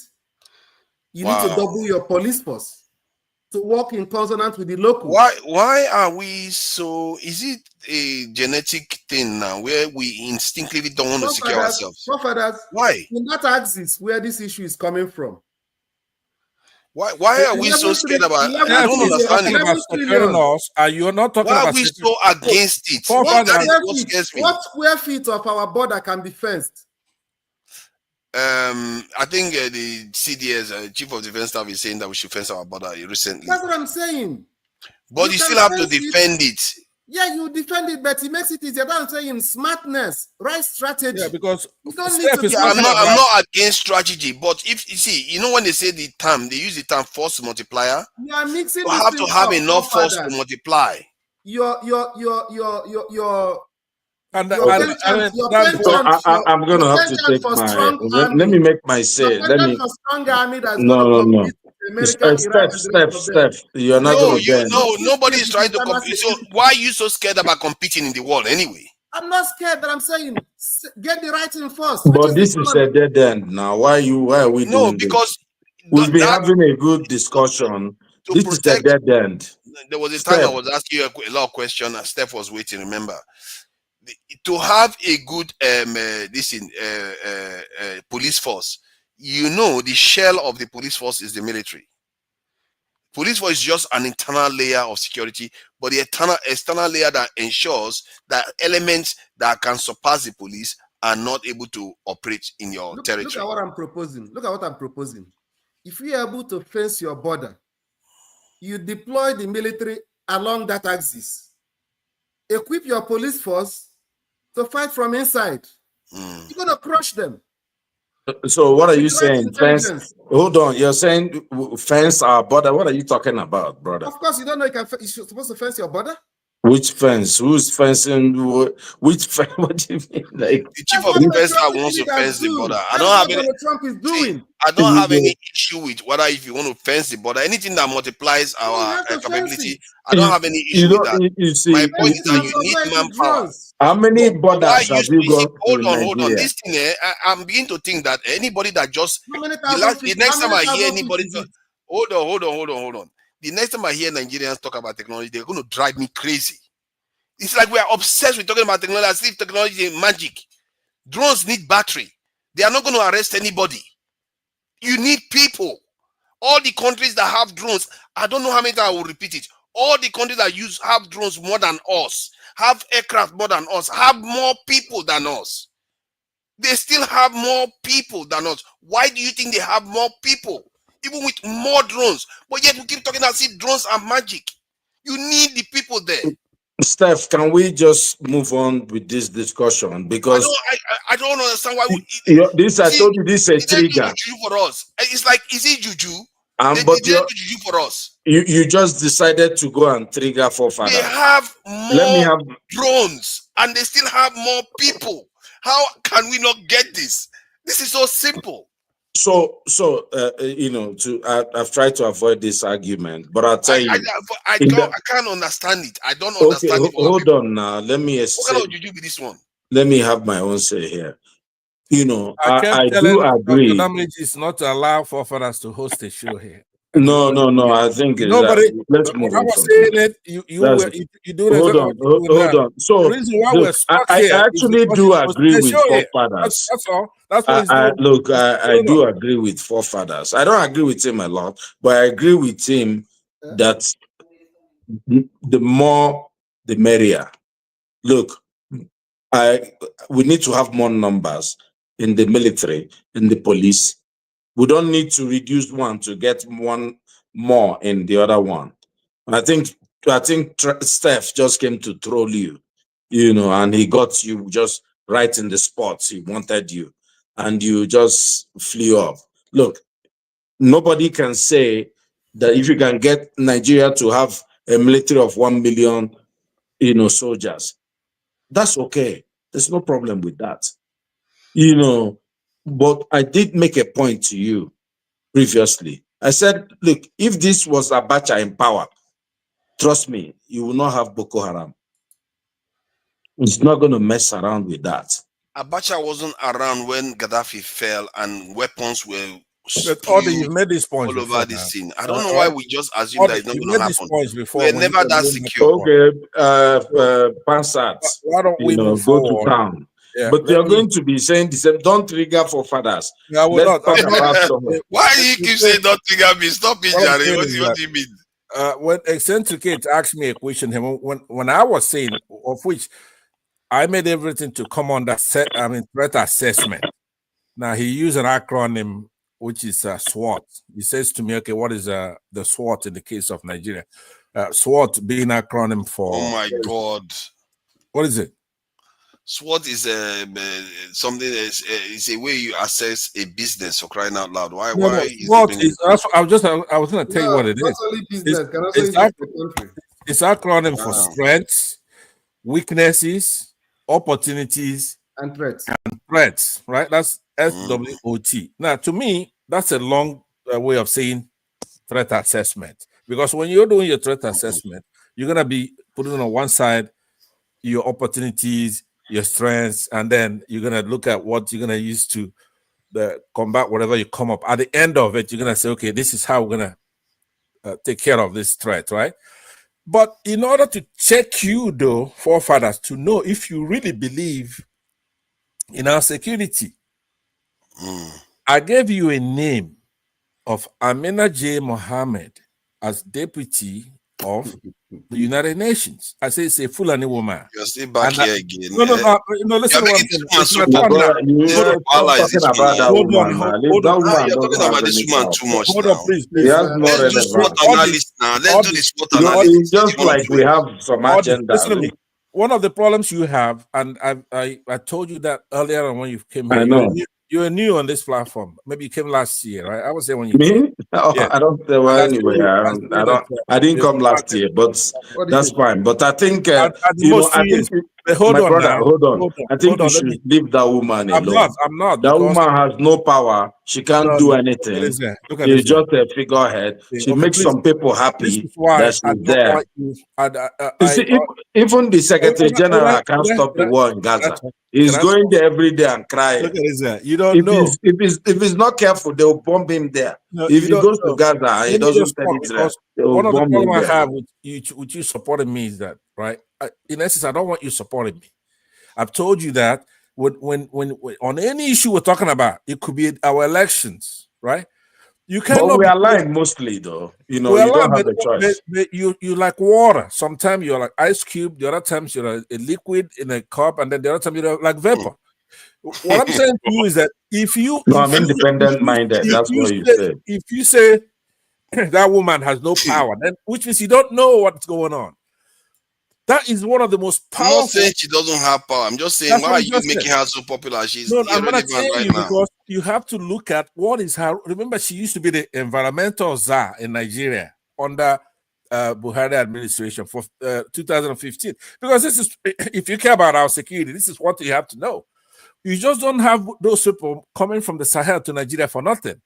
The UN have to make a finding that there is active desertification, and those people have to be moved. Of which I have some kind of sympathy for that. I don't want human beings where they don't have vegetation and stuff like that. So you don't understand that if 1,000 people like was killed in Nigeria in 2015, right? If somebody else was there, let's say Odi or me was at the United Nations, and Erufai, Buhari, and that chief of army staff goes to Zaria and massacre those Shiites, I will come to the United Nations in a dramatic calling. They will do something about it.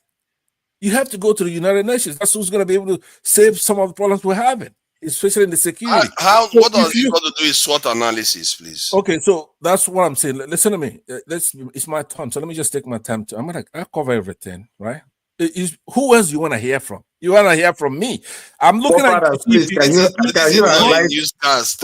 Can you highlight that someone made a comment? Can you highlight that? Which one? About your similarity with Pansat? No, it's not. He and I have nothing in common. What I'm saying is this. Here is a guy who's complaining that we have no security, right? I'm saying to you is that if you have the United Nations pull that report they have, and if I remove that woman from there, we won't have any problem with Hartsman. We'll have zero. So that's how important. Listen to me now. But you don't want. I don't know if are you even reading it, because when I'm talking, you keep doing what you normally do, which is like you're reading it from ChatGPT or something like that. Are you even reading what I'm saying? Googling her name, see what her background is. Was she in the environment from 2015 to then 2017 when she was promoted? And did she work with Kagame or whatever his name is in Rwanda? In Rwanda, right? Did they work together as chairwoman and vice, or chairman and vice, right? They work together with the United Nations. The guy, Paul Kagame, whatever his name is. Why right? is this woman so relevant? I still don't get it. No, but okay, could you? Here's what you do. Can you read it then? Don't make the call. I don't have any link to read. Okay, let me just go to Wikipedia and just Google her, deputy. Wow. Secretary. If you care about security, you don't care about security. Like me, I never heard of this woman being the top priority for our security needs. Okay, but could you? Let's just look at her. What is her name again? Amina. Even you've never checked this since I've been talking to you about this. Unbelievable. Because I don't care about that. Okay, let's see. Amina what? Take some of my time. Amina J. Mohammed. Amina J. Mohammed. I'll just go Deputy Secretary General of United Nations. Yeah, I can see her. She's Nigerian, eh? It's Nigerian. Fulani. Could you put on the screen? You are just after Fulani again. No. Put them on the screen now. I beg. Let other people make the decision. Forget about me. If they look at it and say it has no relevance, then I will never bring it up again. I really appreciate it. Take some of my time to do it. Put what you're reading on the screen, image and otherwise, and her curricula vitae. Hold on. What am I presenting here? Okay, this thing is in the way. Now we need to take this out. Hold on. So, what is actually this woman's crime, Deacon? Our crime is existing as a Fulani. Don't you get it? Where persons are seeking people internationally. Okay. If you see right there, you see Amina J. Mohammed, G-Con. Do you know what a G-Con means? It's a British. It's a British. You're gonna check it. Check it. Just put on top of it. I could read it. Order of the Niger. Okay. So listen to this. It's a Nigerian British diplomat and politician who is serving as the 5th Deputy Secretary General of the United Nations. Previously, she was Nigerian Minister of Environment. I can't see. I think you moved too fast. Where am I reading? Okay, right there. Because this is important now. For somebody to be the Minister of Environment with the United Nations, it means a lot. That's who determines that desertification stuff. Okay, so he says she was Nigerian Minister of Environment from 2015 to 2016 and was a player in the post-2015 development agenda process. Do you know what that is? You could click on that too. Okay, in the United Nations, the post-2015 development agenda was a set of talks and discussion that led to the creation of the 2016 Sustainable Development Goals. This replaced the 2015 Millennium Development. Now, you have to know what that is and what kind of resources is the United Nations putting on there. Are they trying to move those people from the Sahel and relocate them into, say, Nigeria and some other countries, right? That's important. She's also chair of the United Nations Sustainable Development Group. Now, that's another post of hers and that United Nations Sustainable Development Group. Early life. Now, let's go to early life. Let me read that. Let me ask you direct questions. Wow, we don't need to. We can go and read about it. Is this one? Let me ask you direct questions. Yeah. No, he's wanting us to read early life for crying out loud. We can't do this on this show. Let me ask you a direct question about this woman. Yeah. This woman, do you think that the United Nations, are you saying that United Nations is using this woman to do ethnic cleansing in Nigeria? Is that what you're suggesting? Yes, I am.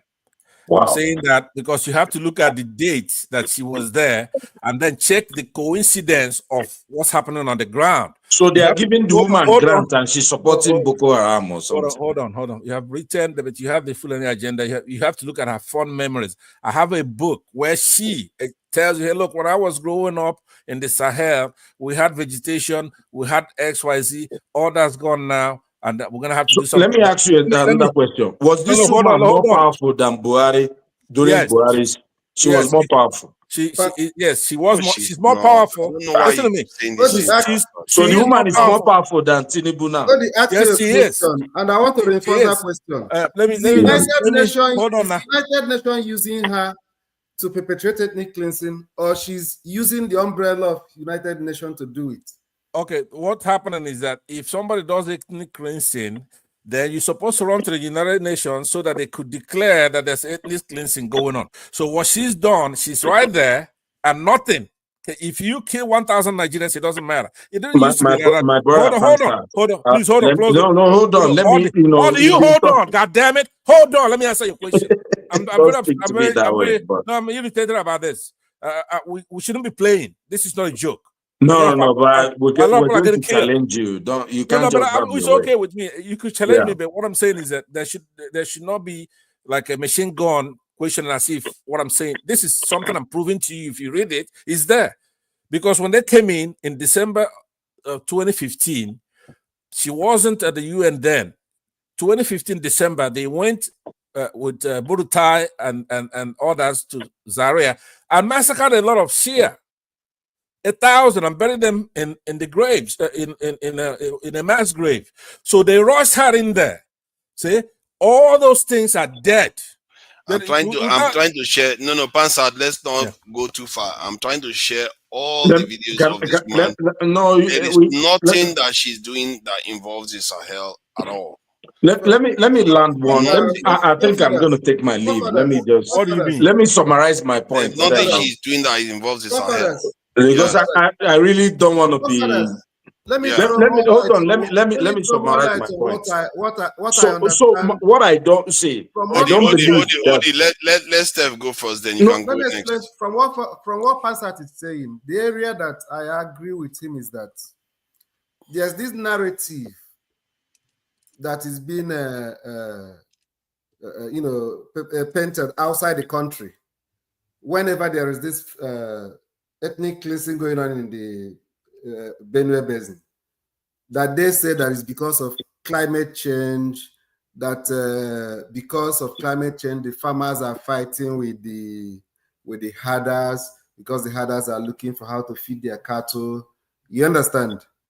And the reason why that narrative is gaining momentum in the Western countries is what Pansat is saying. The person behind it, you understand, or that is influencing it is that woman.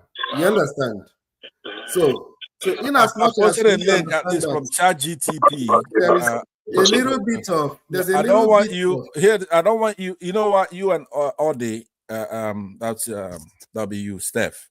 You know our history on this platform, right? Why I don't want you reinterpreting what I'm saying is because you wanna I'm be not nice. reinterpreting. No, what I'm saying what I understand from it. but what I'm saying, my own I also want to be nice. So I'm not interpreting. I want to be liked, right? I want to be, I want to get along. But what I'm saying, likeness. no, but that's what I'm saying though. If you are gonna tell the truth, forefathers likes to question somebody with proof. He will look it up and stuff. If I say something that's outside of what's happening, then you could come at me. But if you really want to get to know what's driving policy, why are Nigerians being killed and it looks like we're ants? There's nobody to hear our story. The Shias in Zaria have nowhere to go, so there'll be an investigation. The kids of when people are massacred on what is that protest they had here a few years ago, right? Oh my God! I think we've crossed 3 hours. So I need to end the show. Okay, so let me land my. Let me just summarize. What I'm saying is that if you care about insecurity, I need to go to bed. then you have to, whether you're going to bed or not going to bed, you have to investigate everything. In essence, so Pansat.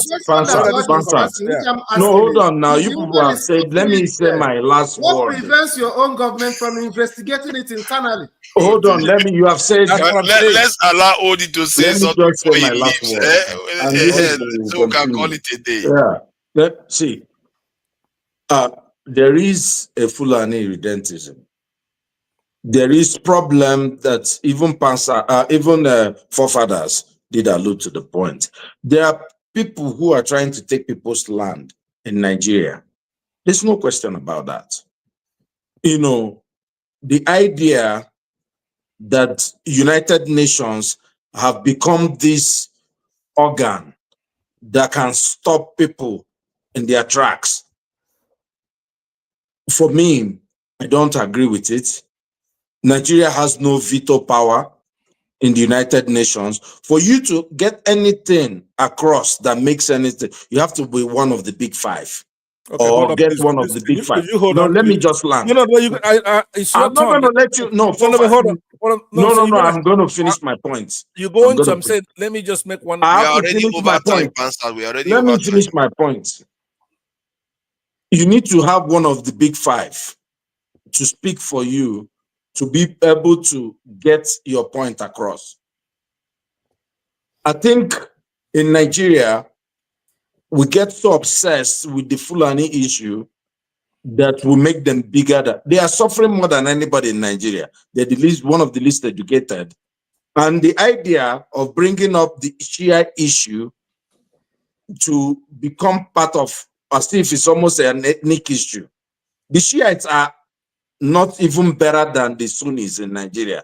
They are even, they believe they have more authority than even the Sunni Muslims in Nigeria. Actually, in my own opinion, they are worse with their belief than the Sunni. Personally, I don't have any type of, they are the one protesting in the streets of Nigeria about the strikes Then they should be massacred. in Iran. So they should be massacred because you don't like them, right? Anything Western, I didn't say I don't like them. I'm just saying that we can make their issue to become an ethnic issue. Forefathers, can you, while they're talking, right? Can you just show that particular link? Just show the link on the screen. Not at the moment. The Let me thank people for Sunni coming in. divide cannot become.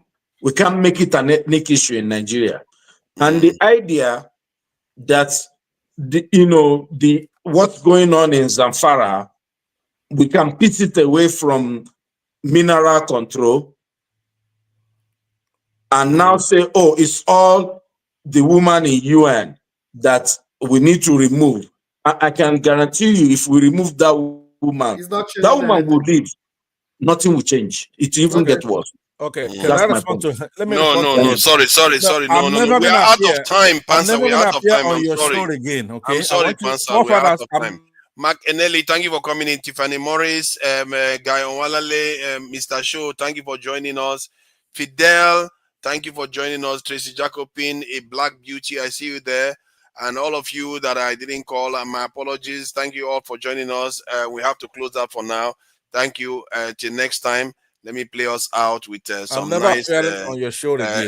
Come on, man. You unfair. You know we are bad. We are unfair now. Come on, let's not do that. You're not pursuing the truth like I thought you normally would. Let's do this. Oh, where is it?